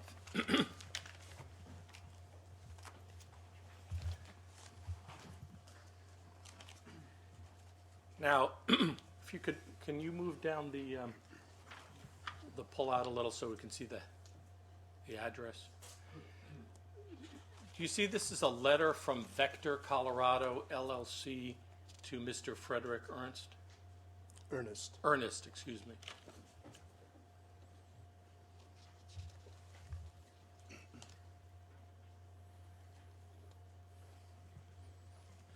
Yes, it is. Now, in fact, you talk about Vector Engineering in your witness statement at pages 23 and 24, if you want to reference it. And you say they performed all the hydrogeologic work regarding aquifers, designed the tailing impoundment design, and took the lead in preparing the Estudio de Impacto Ambiental environmental impact statement submitted by the companies in conjunction with the environmental permit application. Do you see that? Where is that? It's in your witness statement at paragraph 65.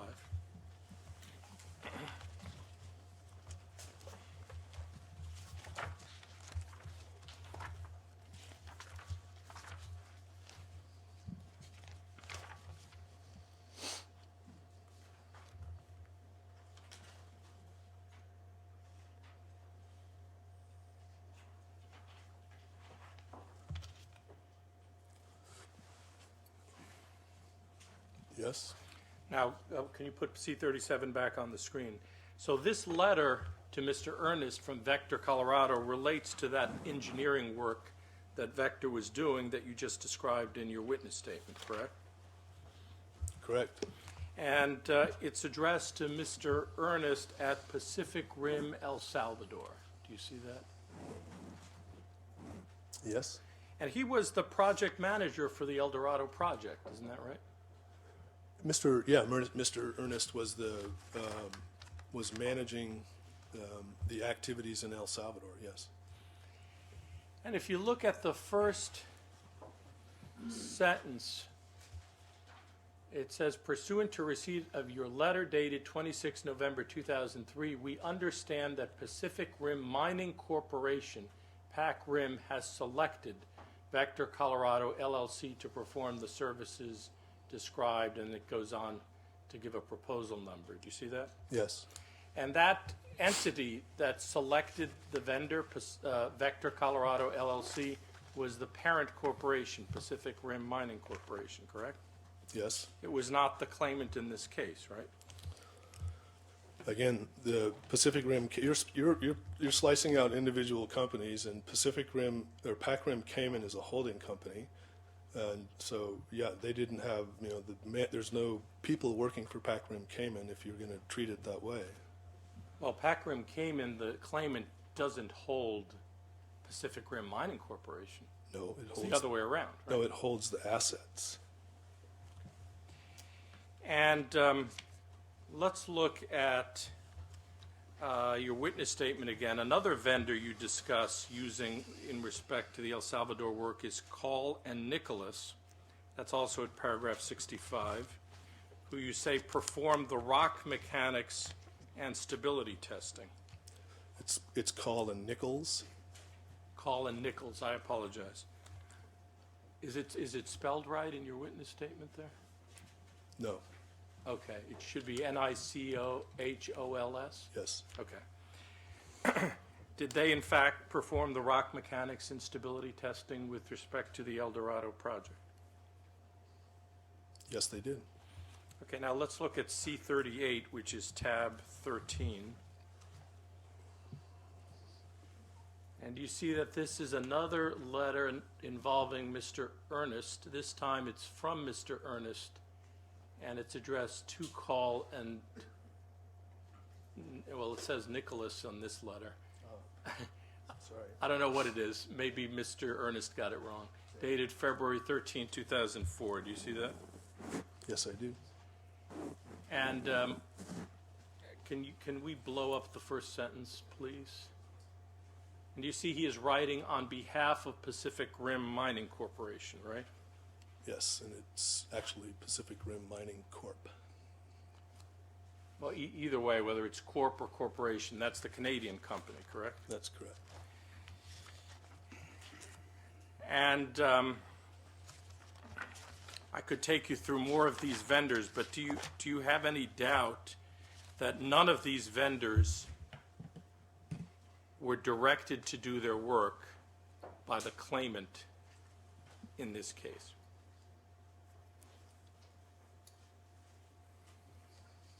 Correct. Okay.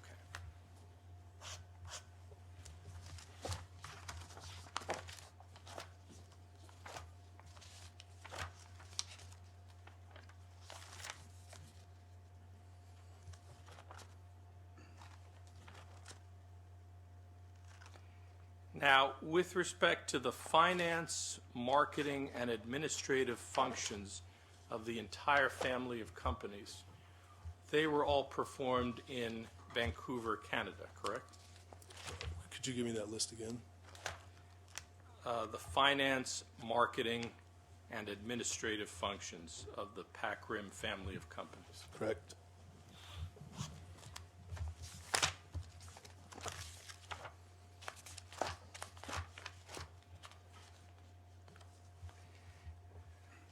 Now, in response to a question Mr. Smith asked you, I think you referenced a feasibility study. Do you remember responding that way?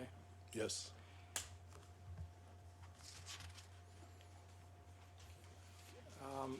Let's look at C9, which is tab 9.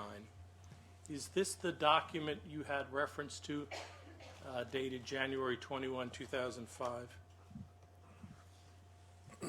Yes? Okay. Now, this in fact is entitled Final Pre-Feasibility Study, correct?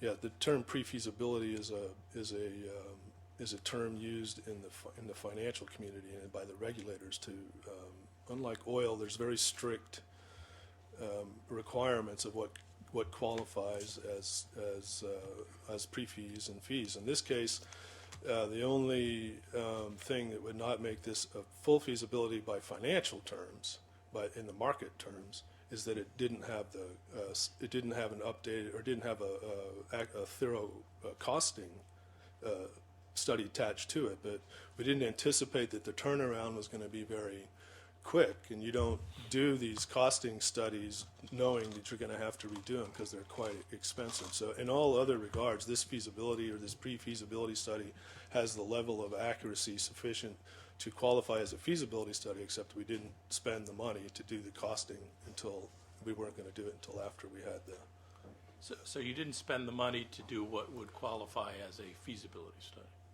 in financial terms. Right, okay. I know where you're leading me, but in terms of what qualifies as a feasibility study in El Salvador, this document definitely qualifies in El Salvador. I mean, we've submitted this without the costing, and we let the regulators know that just have to when we have a date. Costing studies they have a shelf life. So if you produce one that you know is going to go extinct, then there's no sense producing it. But again, in all other aspects of this study, it is clearly of the accuracy level for a feasibility study. I was merely trying to determine whether this was the document that you referenced in response to Mr. Smith's question, and the answer is yes. I don't remember what Mr. Smith's question was. I don't remember the question either, but you said there was a feasibility study, Yes. and this is the document you were Yes. referencing. Okay. Yeah, Salvadoran terms, this is a feasibility study. In financial terms, this is a pre-feasibility study. Now, I think I have just one more area because you've enabled me to shorten my examination. If you look at your witness statement at paragraph 58, you talk about stock ownership issues. And in the first paragraph, you say, moreover, as a result of the merger, the companies now had a majority of shareholders based in the United States. Do you see that? Yes.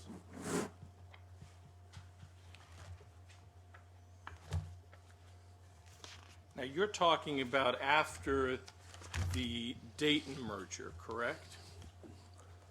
Correct. And let me stand up again and put up an organizational chart that I think reflects the status of the companies after the Dayton merger. C54, which I believe is tab 16. You see this chart at the top says the Pacific Rim Company's organizational structure immediately following the 2002 merger with Dayton, right? Yes. And this is an accurate structure of what it looked like after the merger with Dayton? Yes. Messy. Okay. So in your declaration, you said, your witness statement rather, you said the companies now had a majority of shareholders based in the United States. Now, the claimant, Pac Rim Cayman, still is 100% owned by Pacific Rim Mining Corporation Canada at this time, correct? Correct. And if you fast forward to how they looked immediately prior to the December 2007 restructuring, can we look at C55, tab 15?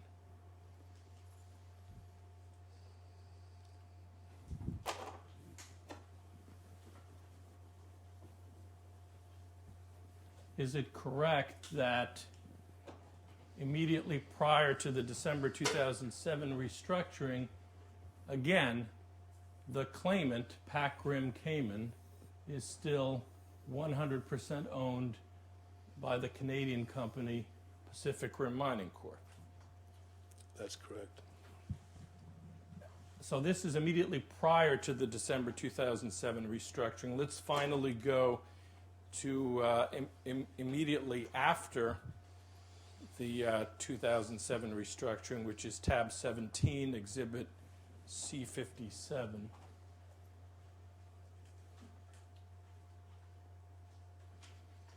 Do you see that? And you'll agree with me. I'm sorry, what tabs are these in my? Sorry, this is C57, which is tab 17. And the other one? The other one we just looked at was tab 15, which was C55, I believe.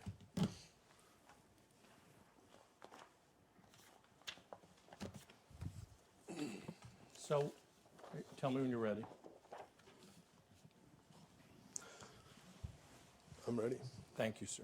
So will you agree with me that even after the 4 December 2007 restructuring, the shares of the claimant, Pac Rim Cayman LLC, now in Nevada, were still 100% owned by the Canadian company? Yes, which is 60% owned or more by U.S. shareholders. Well, that you anticipated my next question. So when you said in your witness statement that the companies now had a majority of shareholders based in the United States, you were talking about this relationship up here, the shareholders of the Canadian parent company, correct? Can I draw my circle up there? Sure.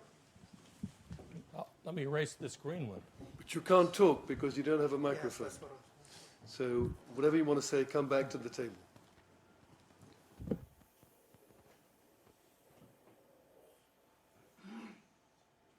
Before you talk, you have to go back to the table.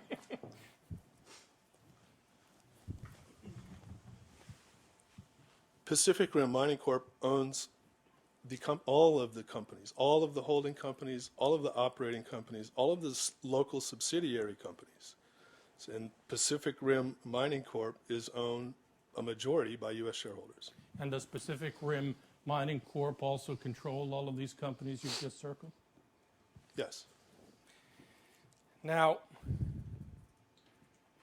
when you say in your witness statement that a majority of the shareholders are based in the United States, what are you relying upon? We're relying on reports, usually post-proxies, services that identify the geographic location of the share, at least the beneficiary shareholder. Not all shares are registered. Not every shareholder wants to be specifically identified by name, but he has to identify his residence. Right, so your statement is based on information about residents of the shareholders, correct? That's correct. That's all the information you can get. I mean, by law, there's no way to go directly to every shareholder. That's part of the system. Well, Mr. Schreck, I'm not going to ask you what the law requires because then your lawyer will be upset and so will the tribunal. But I will. Well, as a practical matter, leaving law aside, there is no way you can determine exactly who these people are, but you can determine where they reside. Well, that's the best you can do. Instead of asking you whether there's any way to determine it, let me ask you what you know. Do you have information as to whether these 60% U.S. shareholders that you say own the shares of the parent, do you have information as to whether they are nationals of the United States? Citizens. Well, I said nationals because that's what my understanding is of the requirement. But I don't want to testify. Yes, sorry. As I said previously, there is no way to specifically identify whether they are citizens or residents or not. But I mean, that's the best you can do. That's all that's available. So let me take your term, citizens. Do you have any information as to whether these shareholders are citizens of the United States? No, and I have no indication that they're not. May I have 1 minute?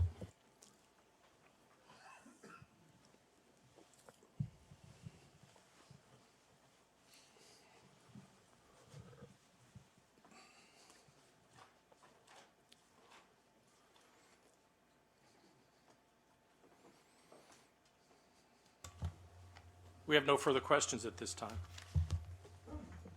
Thank you very much. Are there any questions by way of redirect examination?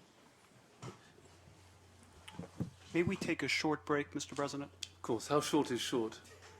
5 minutes? 5 minutes is 5. Thank you.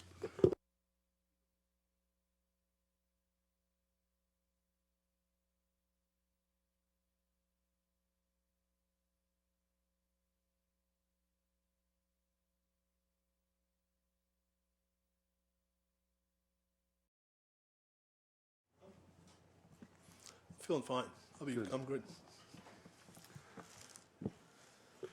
Thank you, Mr. President. We have just a few more questions for the witness. Mr. Shrake, Mr. Bedini asked you a number of questions about Pacific Rim Mining Corp.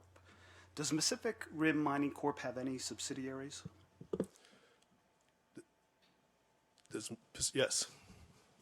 Did any of those subsidiaries, well, let me ask you this. Do you have any positions in any of those subsidiaries? 2. Which ones? Pac-Rim Cayman LLC and Dayton Mining, U.S. Do you have any position in Pac Rim Exploration? Yes. What's that position? President, Secretary, and Treasurer. And what's your position in Pac Rim Cayman? President, CEO. Pac-Rim Cayman, I'm the manager. And what's your position in Dayton? Treasurer. Now, did any of those subsidiaries have anything to do with the investment made in El Salvador? All of them. Can you tell me what the role of Dayton was? Dayton was the holding company for the Denton Rawhide mine located in Nevada, which provided about $22.5 million to the El Salvador investment from gold sales in the United States. Okay. And what was the role of Pacific Rim Exploration? We're the mine finders. We're the wealth creators. We're the intellectual property of the company. And how did that contribute to El Salvador? It contributed everything to El Salvador.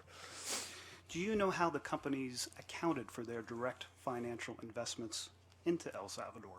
No.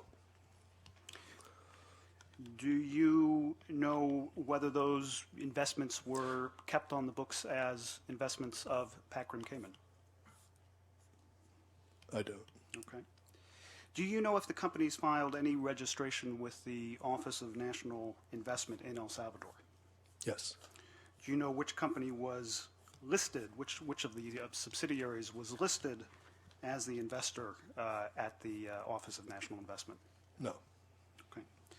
Now, you testified that Pac Rim Cayman made a number of acquisitions and dispositions over the years. Do you recall that? Yes. And so, for example, in 2001, Pac Rim Cayman decided to sell its Argentine assets. Do you recall that? Yes. Whose decision was that? Mine.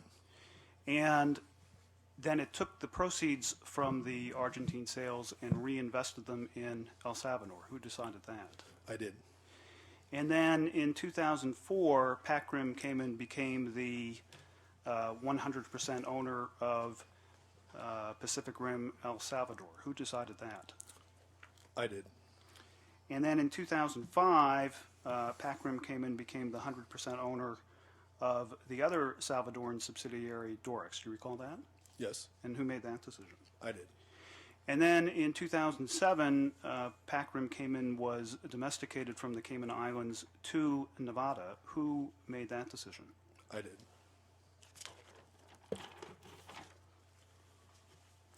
I have no further questions.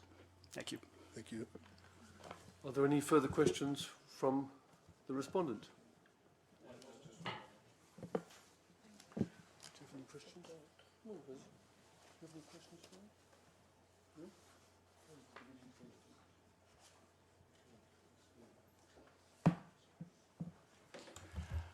Mr. President, I have a couple of questions that are mostly in the nature of housekeeping. It'll just take a couple of minutes, if that's okay. Do you want to do it with the witness, or? Yes, with the witness. Let's see where it goes. Mr. Shrake, I asked you a couple of questions about C-57, which we had up on the chart, and in response to those questions, you went up to the board and made a big blue circle. Do you recall that? Yes. Unfortunately, the board is not capable of copying what you put on the board, so I would request, if it's okay with the tribunal, for me to approach the witness, that I put a copy of C-57 in front of you and ask you if you can circle that. May I? Of course. Thank you. And I... If you told us earlier, we do have a technical facility for taking a photograph and making a PDF version of the document. But if it's, My fault, sorry. We also have the image of the live stream. We're keeping. do we? We can also reproduce it apparently from the live stream. So So my question is clear. I'm just asking you to reproduce to the best extent possible the blue circle you made in response to my questions. Have you now done that, sir? Yeah. Thank you. you want to mark it as with a special exhibit number? Yes, I don't know what the Well, tell us later. convention is. Maybe C-57A to avoid confusion? C-57A. Well, yes, what I was going to suggest.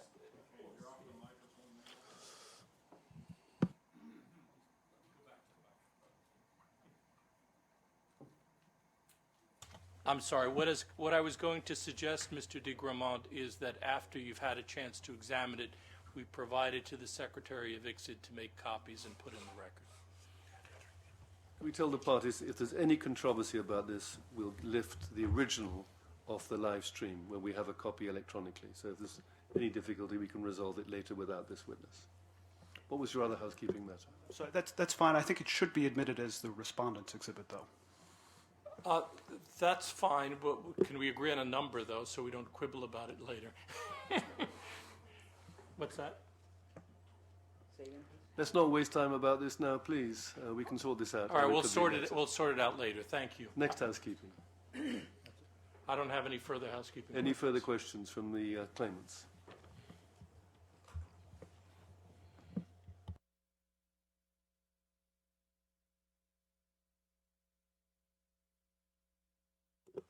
Nothing further, Mr. President. Thank you. The tribunal has a few questions. I'm sorry, we're going to keep you a few moments longer. I'm going to ask my colleague to begin with her questions. Brigitte.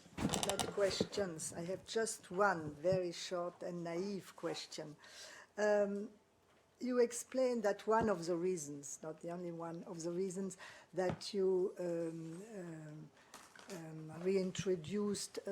introduced Pakrim Cayman into Nevada was to save costs. Mm-hmm. But if you wanted to save costs, why didn't you keep just one company in Nevada dealing with all the Salvadorian assets? I mean, for example, why didn't you keep Pakrim Exploration and make the two Salvadorian company subsidiary of this? I mean, it's a very naive question, but to save costs, if you have one company, it's less expensive than if you have two. Yes, it's a fair question. Dayton was the holder of the rawhide mine, and we did eventually sell the rawhide mine. So it would have, the bottom line is that we did save costs, And your question is a good one, but we still have the flexibility of slicing off when we have the tier above the holding company.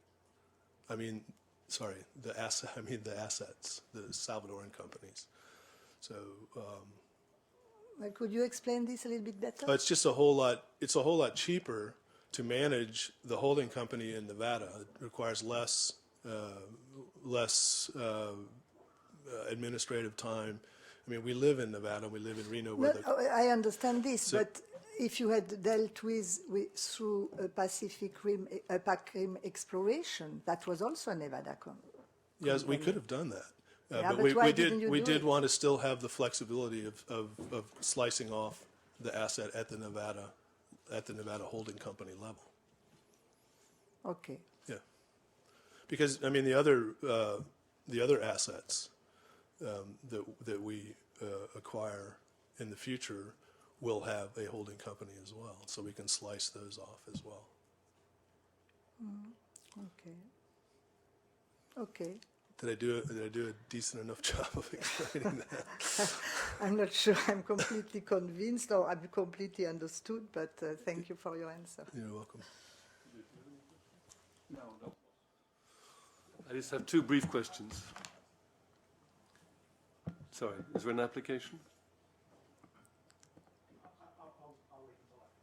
Could I explain our procedure, which I hope is understood, is that after we finish our questions, which will give both sides an opportunity of asking any further follow-up questions arising from the tribunal's questions. So we're not closing the door yet. So the questions may continue, but I only have two. Okay.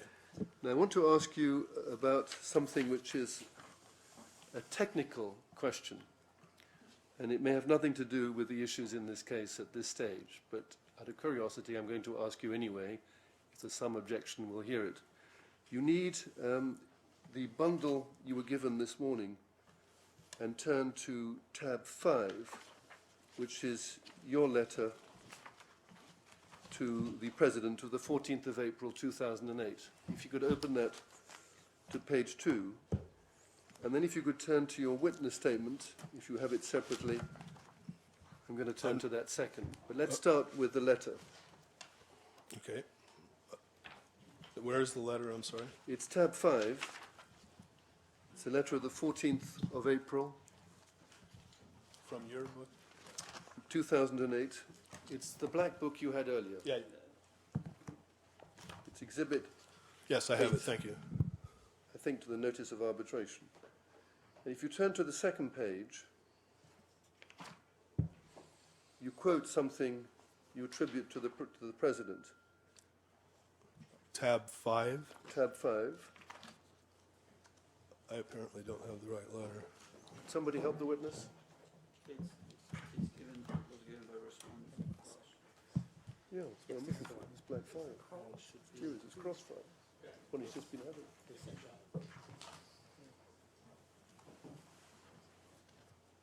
Yes, okay. I see it. I'm sorry. Turn to the second page. Yeah, I got it. There's a paragraph saying, through the media, we have learnt that you have stated that you oppose our being granted operating permits. Yes. In these public statements, you've said, in principle, I do not agree with granting these permits, and you were asked about that. Yes.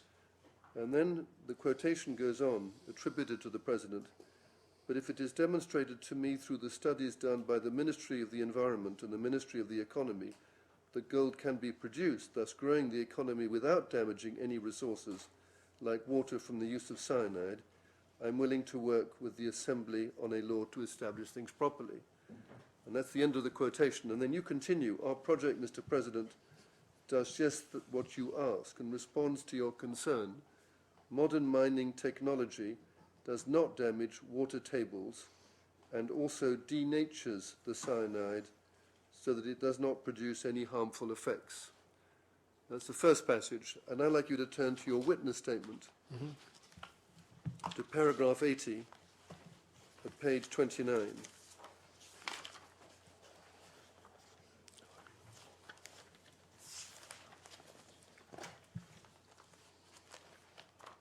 And in paragraph 80, you say that in December 2006, we presented MAN with a design for a state-of-the-art water treatment facility and reservoir, This is one of the aspects of the mine design that I am most proud of. When we arrived in El Salvador in 2002, the river system near the El Dorado site was already severely polluted with fertilizers, insecticides, defoliates, detergents, and bacteria. These waters serve for farming, laundry, bathing, and sanitation. Now, my question is simply this. When you refer to modern mining technology does not damage water tables and also denatures the cyanide so that it does not produce any harmful effects, are you or were you referring to what you state in paragraph 80 of your witness statement, namely the state-of-the-art water treatment facility and reservoir, or are you referring to something more? It's much more than that. Do you want a technical explanation? Please try. I'll try to be as brief and use as few technical words as possible. But the mine design that we have submitted to the authorities of El Salvador, as I said previously, would set new precedents in all the Americas. There's only one mine on the globe that I know of that has taken the steps that we have taken for environmental protection. The ways in which we protect the water are numerous. The first way that we protect the water was after numerous community consultations, which it's not a process isolated in time. These consultations happen all the time, but that's another subject. Sorry.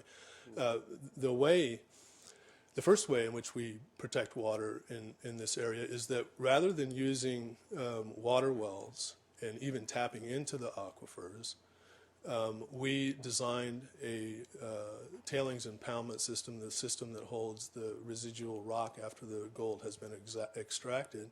We use that as a reservoir system as well. So in this ecosystem,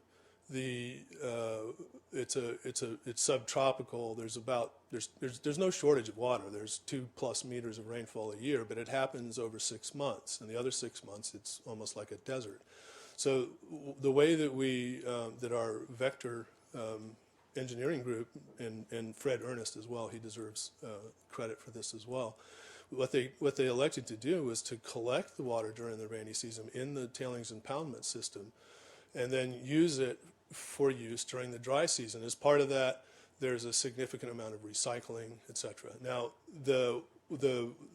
this impoundment system also is precedent-setting in that we use what's called the Inco process to denature the cyanide, to neutralize it, to make it non-hazardous before it goes into this impoundment system. We also we use a double impermeable liner beneath this tailings impoundment system. So we use about a foot of compacted clay, and then on top of that, we put a synthetic liner in case the top liner failed, there'd be a second liner underneath that would hold the solution. So this is creating a closed system. So all the residual rocks, after they've been ground up and after the gold has been extracted from them and after the cyanide has been leached or has been denatured, we put this material into this impoundment system, and it completely protects it from coming in any contact with the surrounding environment. The other aspect of our design, which is again, I'm very proud of this, but is that when this water that we store and release any water discharged out of the system will go through a water treatment plant. So it actually leaves the site cleaner than it drained into the site when we collected it in the reservoir. And by the way, the rainfall is so high, this water is runoff. It's going to the Pacific Ocean if you don't store it, if you don't have some kind of storage and distribution system for it. Finally, during the dry season is when water is most critical in this area.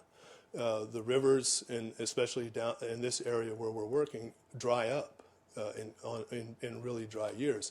So by storing, processing, and cleaning and discharging during the dry season, we're actually making more water available in the river system downstream for local use. Is that what you're asking? It certainly is. But again, in paragraph 80, you refer to the El Dorado site already being severely polluted. Yes. Now, polluted from what activity? Are you referring to other mining activities, or is it farming? What is the No, cause of this pollution? Sorry to step on the... I told him I was going to buy him a pea shooter. I apologize. I'm sorry, what was your question again? I'm getting tired. Yeah. Oh, yes, I'm sorry. Already being polluted? Yes. Why? The reality of subsistence farming in tropical environments is that the crops compete with the tropical foliage, and the way that you're able to farm is first you burn off the local vegetation, and then you make extensive use of basically herbicide. I mean, paraquat is one of the chemicals that's used commonly. In addition, there's a great deal of I'm trying not to get too technical. There's a great deal of fertilizer. I mean, obviously it's tropical, so there's a bunch of insects. There's insecticides. There's also the E. coli bacteria count in the system are some of the highest counts we've ever seen in 23 years of working in Latin America. So, in the end, if you compare the two industries environmentally, there's really very little impact that can happen from this mine. There's very little environmental. First of all, we're only mining in processing, at least according to this, what we have proposed in the pre-feasibility study or feasibility study, however you want to tag it. We're only mining 3.5 million tons of material, and that's just a very tiny. The Millennium Highway, which is going to cross the northern half of the country, will in effect be a 300-kilometer long cut into the sides of the hills to go in, and that's a whole lot bigger impact and a whole lot and a whole lot more material moved and affected than what we would do. And also I would add that in the history of Western mining, there's never been a fatality from cyanide. I realize cyanide is a scary word, and if we played name association with cyanide, it creates some images that are not pleasant. But the reality is that first of all, the mining industry uses only 17% of all the cyanide produced on a worldwide basis, so we're not even the biggest consumers of cyanide. The other reality is there's never been a fatality related from cyanide in the with Western mining companies in the Western mining industry, and as opposed to as opposed to agriculture in the tropics, which is very dangerous. 1,500 people a year are killed in El Salvador from exposure to these very harmful and dangerous chemicals. And that doesn't count long-term potential for other diseases that result from these very, very dangerous chemicals. I'll turn to my second topic. Again, if you could turn to your witness statement to paragraph 110. It's at page 40.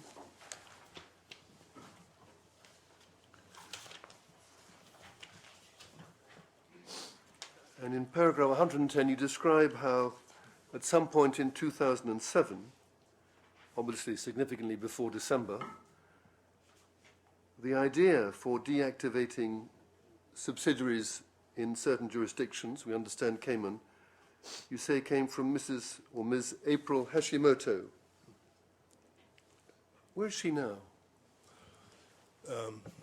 Unfortunately, in September of 2008, as a result of the curtailment of our activities, we had to, we had to lay her off.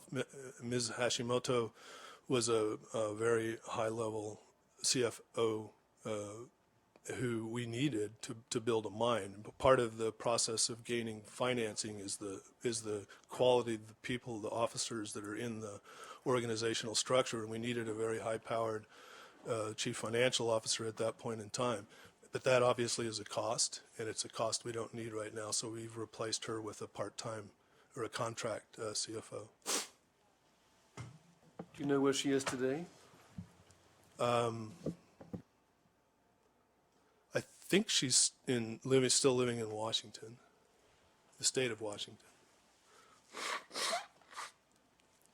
I can show you if it helps, but do you remember being shown a footnote in the counter memorial from the claimants referring to an employee who'd been laid off?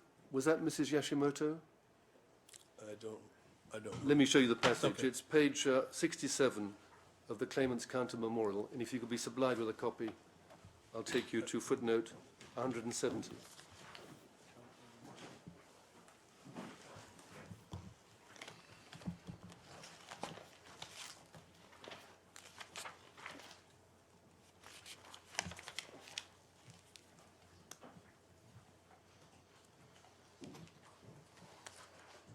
If you turn to page 67, and you can see footnote 170, and it's Yes. the second sentence. The employee at Pacific Rim Mining Corporation, who was supposed to prepare the necessary paperwork to dissolve Pacific Rim Caribe, failed to do so and was let go in 2008 as part of company-wide layoffs. Yes, that's unfortunately how we dropped the ball on severing off the other Cayman. But yes, that is April Hashimoto. More questions? No? Good question. Well, that concludes the questions from the tribunal. We now ask counsel as to whether they have any questions, and we'll start obviously with the claimants. Mr. President, in response to Professor Stern's question, there's an answer to that question in the witness statement of Stephen Krause, the part-time CFO. And if I could just refer the tribunal to that paragraph. As I understand, it's paragraph 32 of the Krause statement. If I understand Professor Stern's question, it was why not simply consolidate, why not simply move the Salvadoran subsidiaries under one of the existing Nevada entities. And the reason is that that would have been considered a taxable event. So it says, paragraph 32, quote, for tax reasons. Can I interrupt for just a half a second? Is it appropriate for him to be doing this with the witness on the stand? Oh, yes, that's fine. That's fine. Thank you, Mr. President. We do not. Yes, just a couple of questions following on the questions from the tribunal. In response to Professor Stern, you indicated that you maintained the structure with PAC-RIM Cayman as a separate entity because it would still be beneficial to the company to be able to sever off the assets at some point. Is that correct? We still could, yes. You still could. But if you were to do that, having it as a Nevada entity, you would have lost all of the tax benefits that you would have had you maintained it as a Cayman entity. Is that correct? It depends where you invested it. If you'd invested it in the United States, I'm not sure that is correct. And that's our primary focus right now is a project called the Hog Ranch Project in the United States. Thank you. I just two more questions, or well, probably three. Do you have, hold on a second.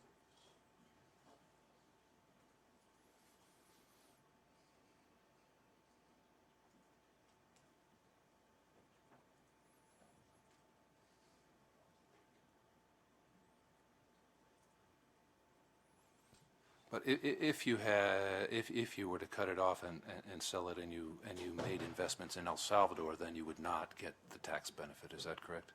That is correct. Thank you. Now, I have a question regarding the reservoir that you talked about. You said it has a double lining, clay, and then synthetic lining, and the purpose for the lining is so what is in the reservoir does not get out? It's so that what's in the reservoir does not have any contact with the ecosystem outside of the.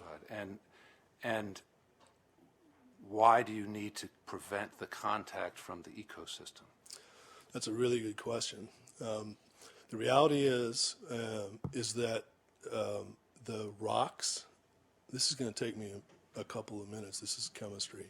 The rocks that contain the gold and the rocks that, I mean, basically what these deposits are is they are quartz, calcite, gold, silver veins that fill cracks, basically, in rocks. They're the average width of this vein that contain the vein that's in the feasibility study averages 3.2 meters wide. So that we're not talking about a huge amount of material. But the reality is that the chemistry of that vein, the arsenic content, the lead content, the mercury content, all of the accessory metal contents within that vein is actually significantly less than the accessory metal content of the rocks that occur adjacent to the vein. And those rocks that occur adjacent to the vein are the most common rock type in the country of El Salvador.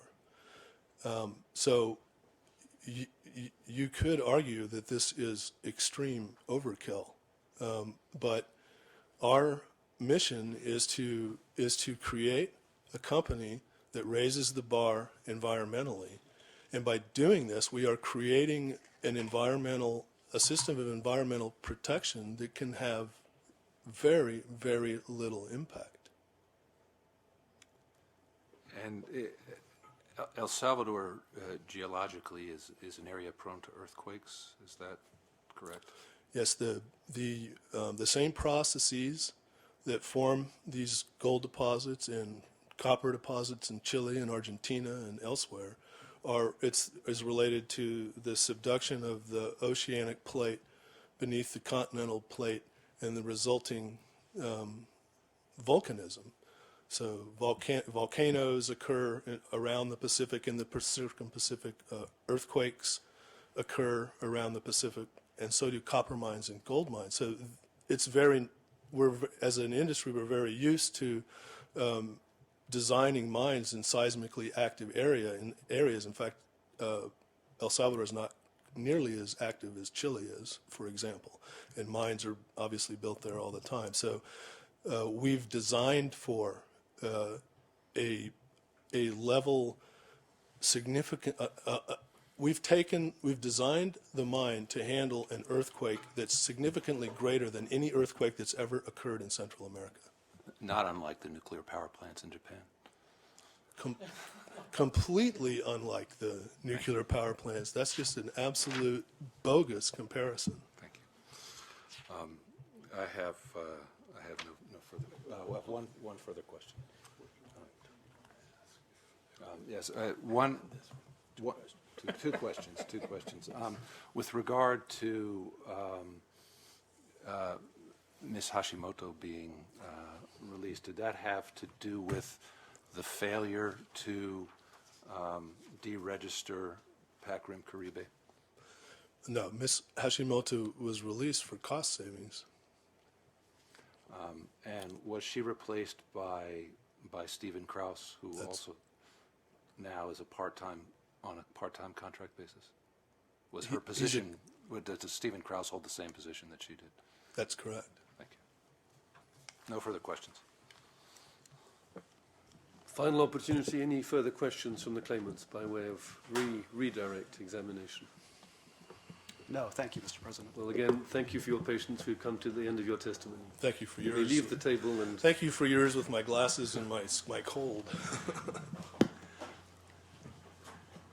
Now, we now come to a different part of the procedure, and we understand there are representatives from Costa Rica and from the United States of America, and we're going to ask them whether they have any oral submissions they wish to make to this tribunal as non-disputing parties. We ask Costa Rica first, and we'd like them also to introduce themselves using a microphone, preferably switched on.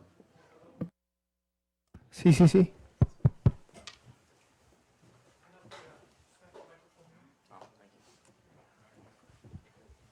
My name is Jose Carlos Kirce. I'm with the Embassy of Costa Rica.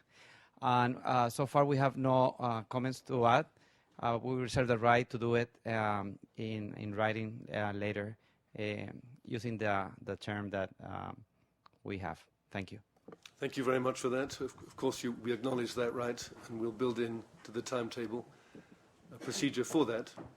Could we pass the microphone to the representatives of the United States of America? And we ask the same question. Alicia Kate. I am an attorney advisor at the Department of State, the Office of the Legal Advisor. And as we submitted in writing last week, we will not be making an oral submission today. However, we do reserve the right to make a written submission. I believe the timeline is designated from May 20th. And we appreciate the tribunal having designated such a timeline. Thank you.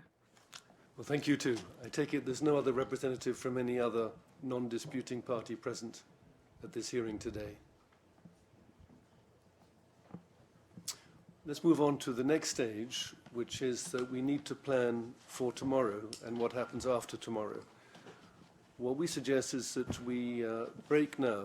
The tribunal will complete the exercise it undertook to do yesterday for tonight, which is to give some guidance to the parties as to the particular areas, questions, issues that we would wish the parties to address, if they can do so tomorrow, but if they need more time, obviously, in writing.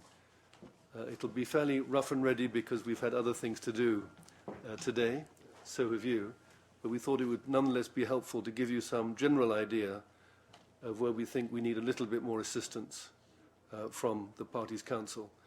While we're doing that, and we can do this in 15, 20 minutes during the break, we'd very much encourage the parties themselves to talk to each other as to what they see from their perspective as the most useful exercise for tomorrow. We now know that we don't have oral presentations by the non-disputing parties tomorrow morning, so that time is available to us, but we also understand that you may want to make use of tomorrow morning or part of it to prepare for your oral submissions. We have all day. How long do you need for oral presentations? Will you do it all tomorrow, or will you do some of it in writing at a later date? And we need to establish a timetable, given not only the deadline or the date for the submissions by the non-disputing parties, but we also have a date for the submissions made by the, I'm going to call them amici, but that's not the technical word, but I think you know what I mean. So is there anything else we need to address on the tribunal side over the next, say, 20 minutes before we resume this hearing? Let's ask the respondent first. Nothing from respondent. And claimants?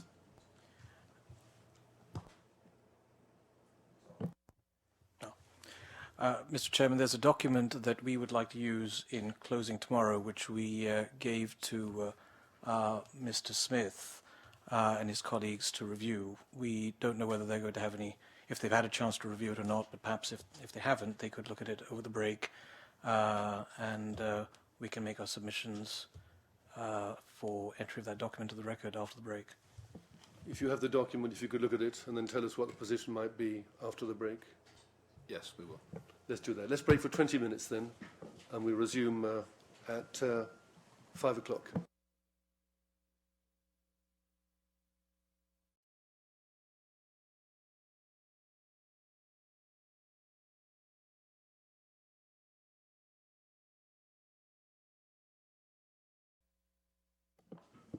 Let's resume. Well, first of all, we understand that the exhibit over which there was a dispute is now R126. It's agreement, not a dispute. A difference. Secondly, there was an application about a further document to be produced to us tomorrow. Has that been resolved, or is that something we're going to need to address? Unfortunately, Mr. Chairman, it is something that you're going to need to address. It is a document that is in the public record. It's a document that we would like to rely upon tomorrow in our closings.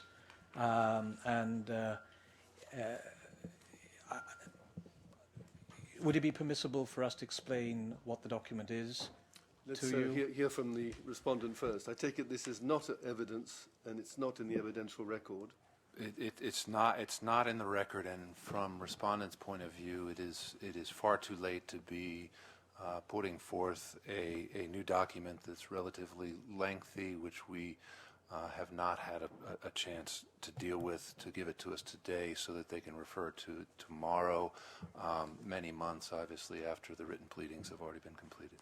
There's a difficulty about whether or not to admit a document for the tribunal is that until somebody tells us what the document is, we are completely in the dark. Can we at least be told Yes, what it is? I would say he could say If what I it is. may, without- if I may explain what it is. Without advocating its content, I would ask. Do your best. Please tell us what the application is. I'll ask, Mr. Posner has the document, I'll just ask him to describe what it is to you without advocating the content, but again to emphasize that it is a public record. Thank you, Mr. President. The document is an excerpt from what's known as the Foreign Affairs Manual of the U.S. Department of State. It's a chapter from that manual entitled Assistance to Citizens Involved in Commercial Investment and Other Business-Related Disputes Abroad, and it pertains to the argument we discussed yesterday on the timeliness of the Notice of Intent to Deny Benefits. Is this also related to the ICSI Convention? It is relevant to that, yes. To Article correct. 27? Correct.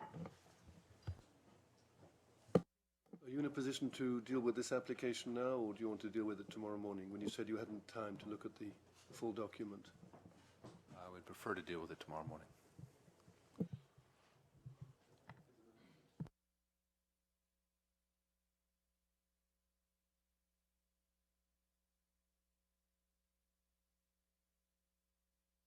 In the circumstances, we'll adjourn this application till tomorrow, and we'll fix the time, whether it's before or during your closing oral submissions. We'll decide later. But for the moment, we'll put it aside. Fine. Thank you, Mr. Chairman. Okay. I've already done it.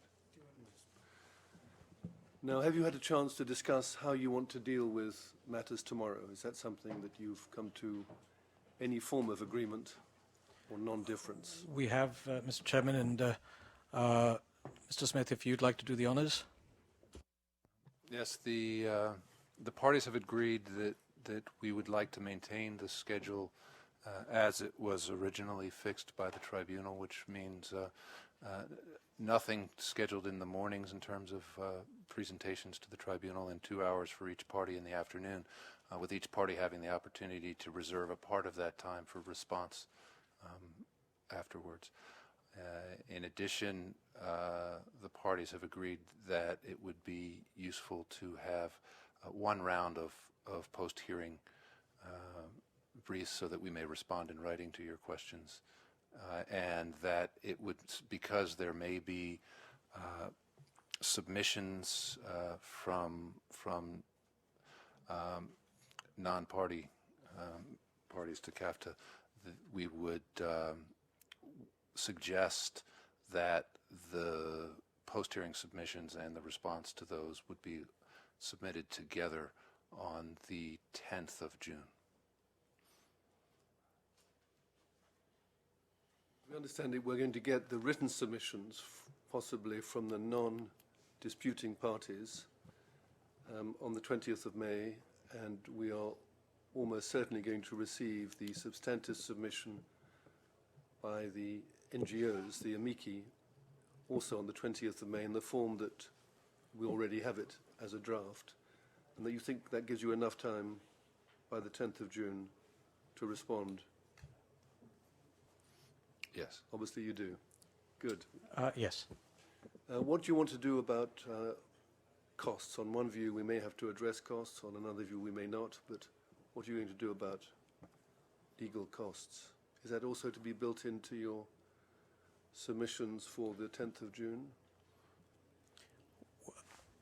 We hadn't actually specifically discussed the issue of cost submissions for the 10th of June, but I think we should be able to make it for the 10th of June as well. In that case, you may want to have a short reply, or a right to reply simply to costs, because you won't have seen those materials from the other side before you receive them on the 20th, on the 10th of June. So you might want to think about that too. But we can deal with this detail tomorrow. Is there anything else we need to address by way of housekeeping before we give you our list of questions? Mr. Chairman, if I may, my colleagues are reminding me of I think, what would be a rule of extreme prudence, and probably one that we should think about collectively, and that is one of page limits. We've had some extremely lengthy submissions, and we are, after all, a environmentally conscious mining company. And I think that it probably does make sense, especially in light of your guidance to us as to what you want to hear, that we think about at least perhaps a page limit of 30 pages, 40 pages. Can I suggest we look at that at the end of your oral submissions tomorrow? It may be that's appropriate to have the page limit, but whether it's 30 may depend a little bit in the light of what happens between now and tomorrow afternoon. But we would certainly, I think, encourage the suggestion there should be a page limit, because these submissions are very full and they've been extremely helpful.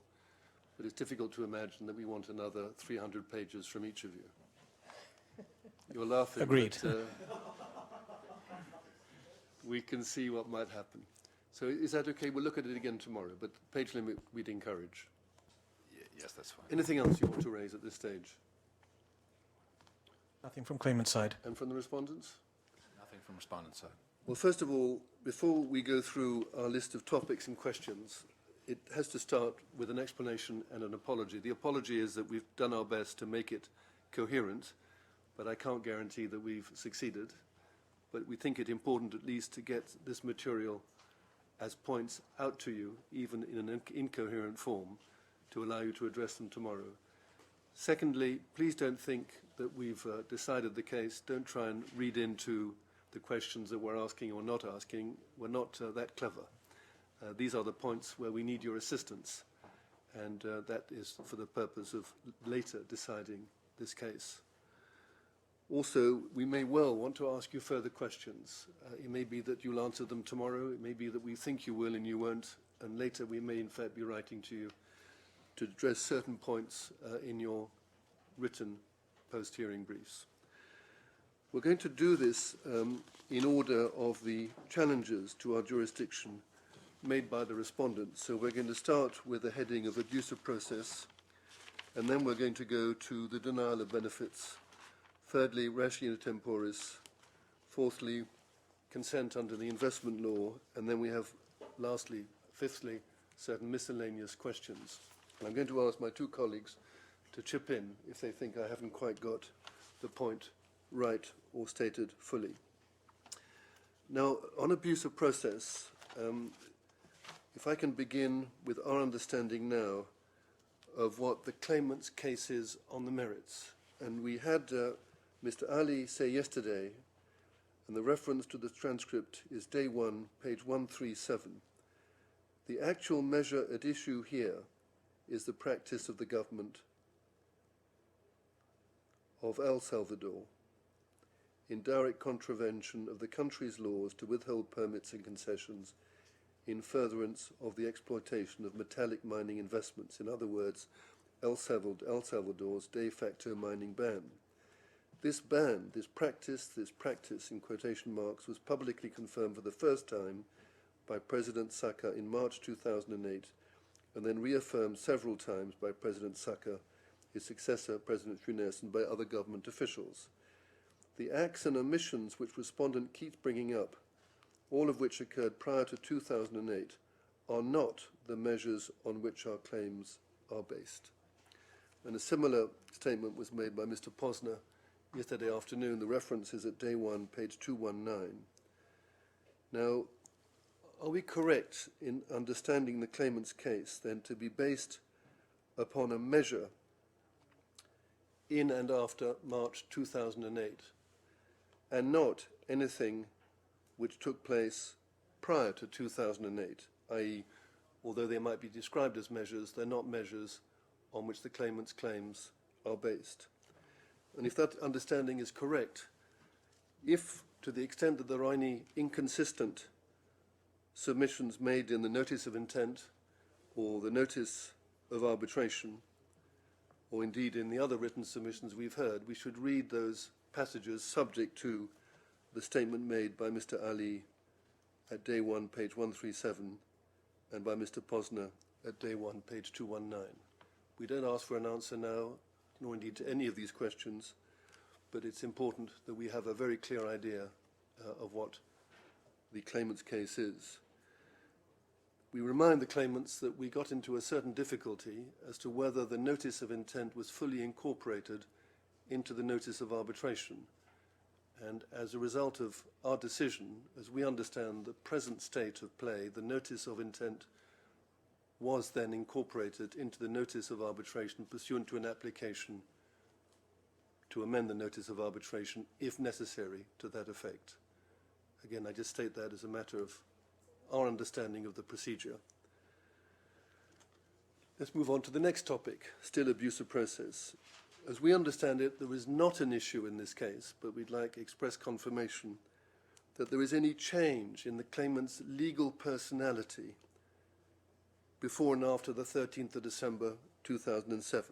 Obviously a change of nationality, but not a change or a break in the legal personality of the claimant. If that's wrong, we need to know.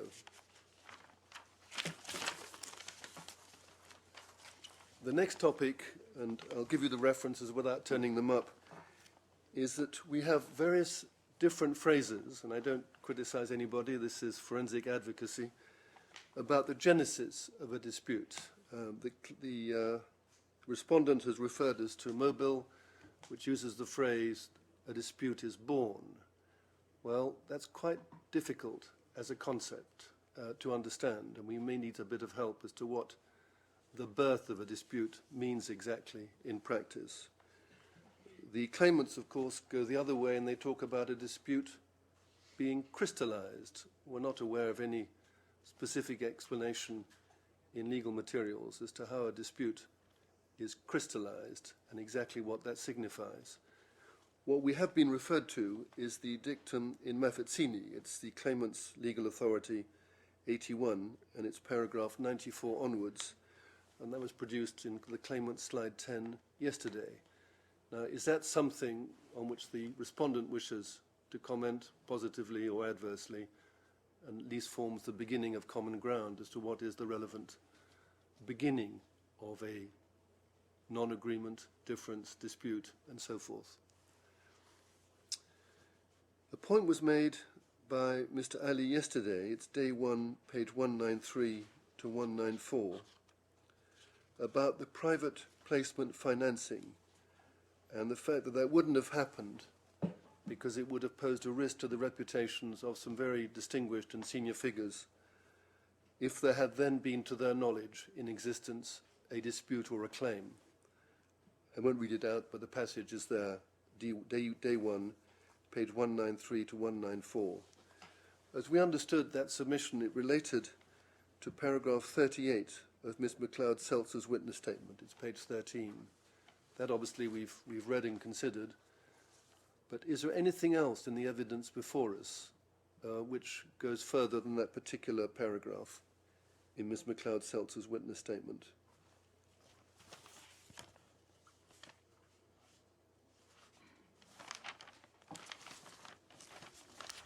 Sorry, Mr. Chairman, is there anything else further in Ms. McLeod? No, in the evidential file at all. Obviously, we have a witness statement. If you find to that point. Yeah.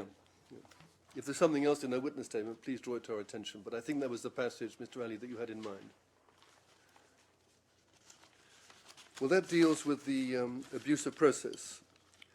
Let's move to denial of benefits. And it's a question addressed to the respondent. When did the respondent first know that it was in a position to exercise its CAFTA right to deny benefits to the claimant? This is obviously on the issue of timeliness. And there are various different timelines. As we know from Annex 3 to the notice of arbitration, it was notified of a change of nationality. Was there anything that came up in the meetings with the US ambassador or indeed any other meetings at that high level? Having received the notice of intent on the date of the 9th of December 2008, was it then in a position to know that it could deny benefits to the claimant? This was some 4 months before the arbitration proceedings began, with the claimant's notice of arbitration dated the 30th of April 2009. Now, next topic. We obviously understand well the point made that under CAFTA Article 10.12.2, there's a denial both of substantive protection and also the procedural right to bring an ICSID arbitration. We're now dealing with the latter. We'd like to hear more from the respondent about the timeliness of its consent to ICSID arbitration made after the commencement of ICSID arbitration proceedings, given in particular Article 25.1 of the ICSID Convention. Now, if the respondent says that they can withdraw their consent because it's inherently qualified after the commencement of arbitration proceedings to deny an ICSID tribunal any jurisdiction, would the same arguments apply after the ICSID tribunal had made its final award? And if not, why not?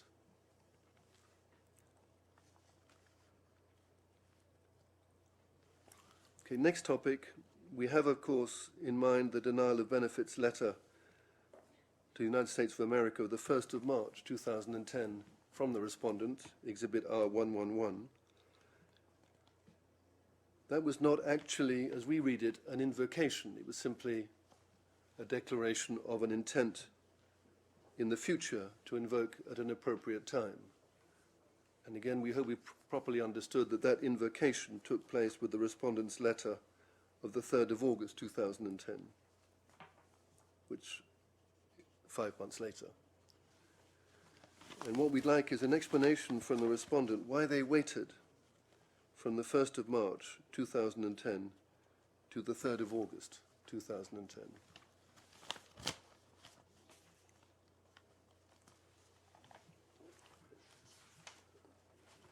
Now, a different topic under this same heading, we need to refer to day 1, page 262, and it's a submission of Mr. Posner. 262.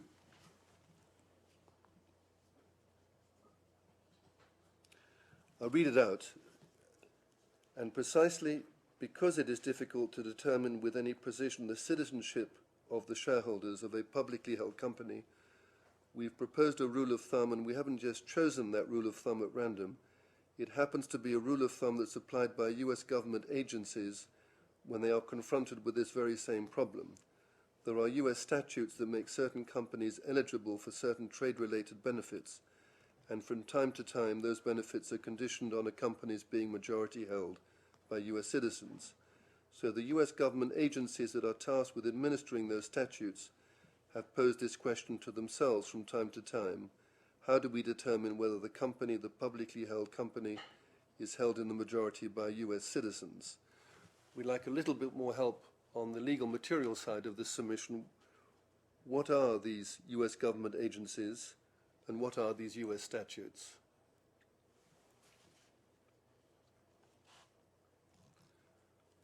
And the last question under the second heading is that we understand that the US State Department, or indeed any other agency of the United States, has in fact responded to the respondent's letter of the 1st of March 2011. I hope that's correct.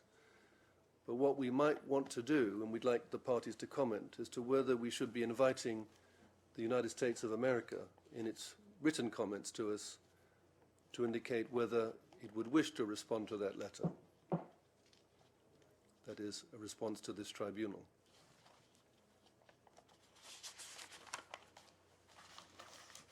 How many do you have on this one? So we now turn to the third heading, ratio temporis. Mr. Chairman, would you mind clarifying the letters again? Yes.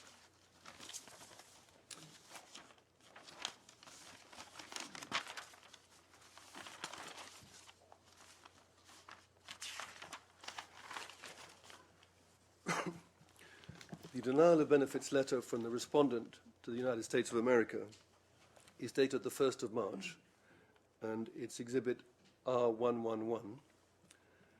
But that's only a declaration of an intent in the future to invoke the denial of benefits provision in CAFTA. As we understand it, the actual invocation was by letter in these proceedings dated the 3rd of August 2010. I'm not sure that's been given an exhibit number. If it has, perhaps you can tell us. So those are the two documents. If you're shaking your head because I got it wrong, do say something.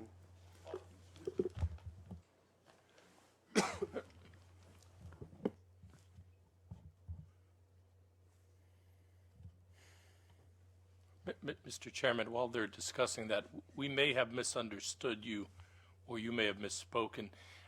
Did you mean to say the United States had in fact responded to that letter? We understood they had not responded.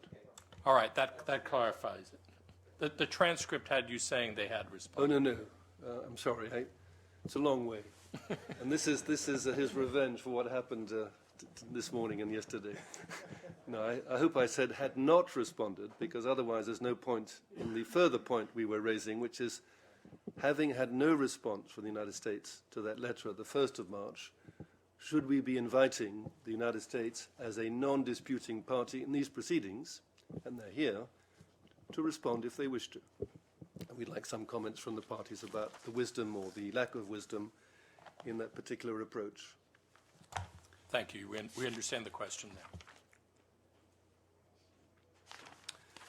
So, ratio temporis, Section 38 of the mining law.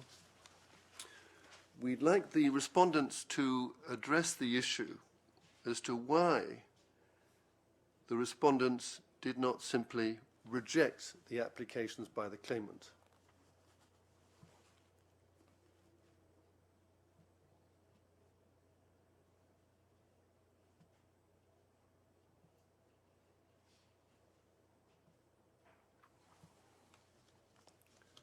And that's linked to the submission made by the claimants, that basically they were being, I forget this phrase that was used, but the carrot being dangled and then withdrawn. Another aspect on the mining law is simply this: as we stand today, going back in time to March 2008, has any foreign company been given an exploitation permit for underground mining? First of all, as regards any foreign company, and separately as regards any local, that is, national company.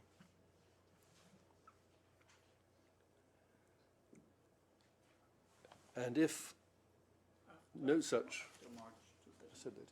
So, isn't it? No, you didn't. Oh, yeah, sorry. And if none have been granted, either none to a foreign company or none to a local company or both, what is the reason for that?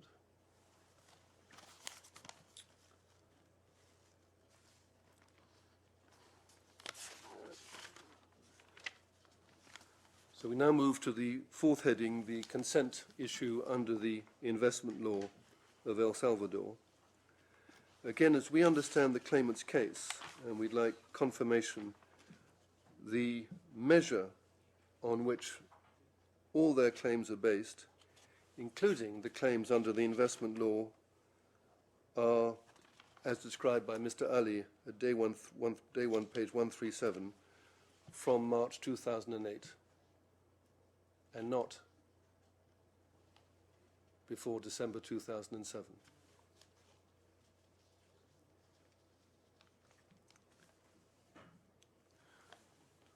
Another point under this heading, the respondent has made several submissions about the indivisibility of these proceedings based upon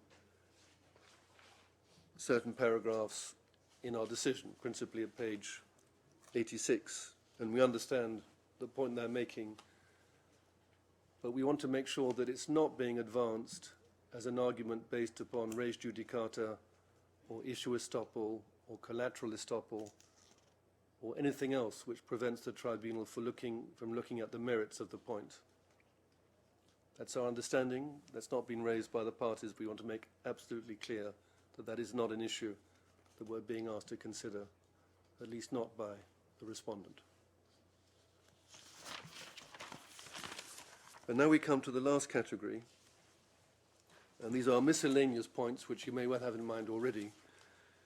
Yesterday, we had submissions made by Mr. Ali, it's page 267 of the transcript, day 1, about certain missing witnesses who had not been called by the respondent.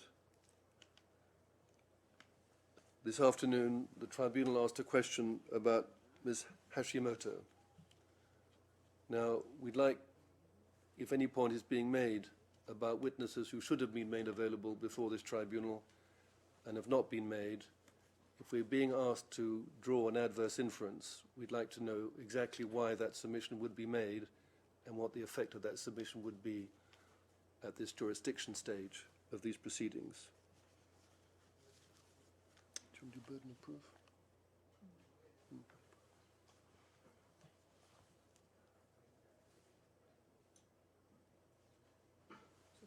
C'est compliqué, hein? J'ai peur. Demain ou demain? Demain.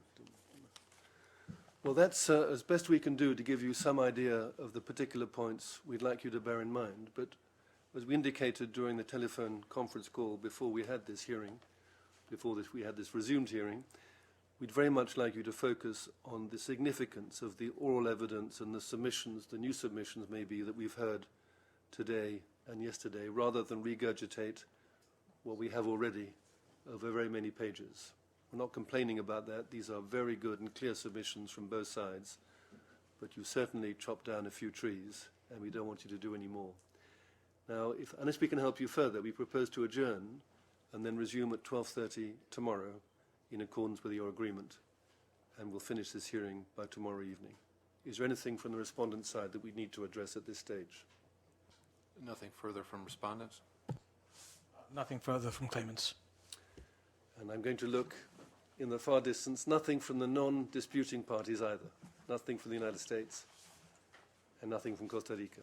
Well, we will adjourn until 12:30 tomorrow. Until then.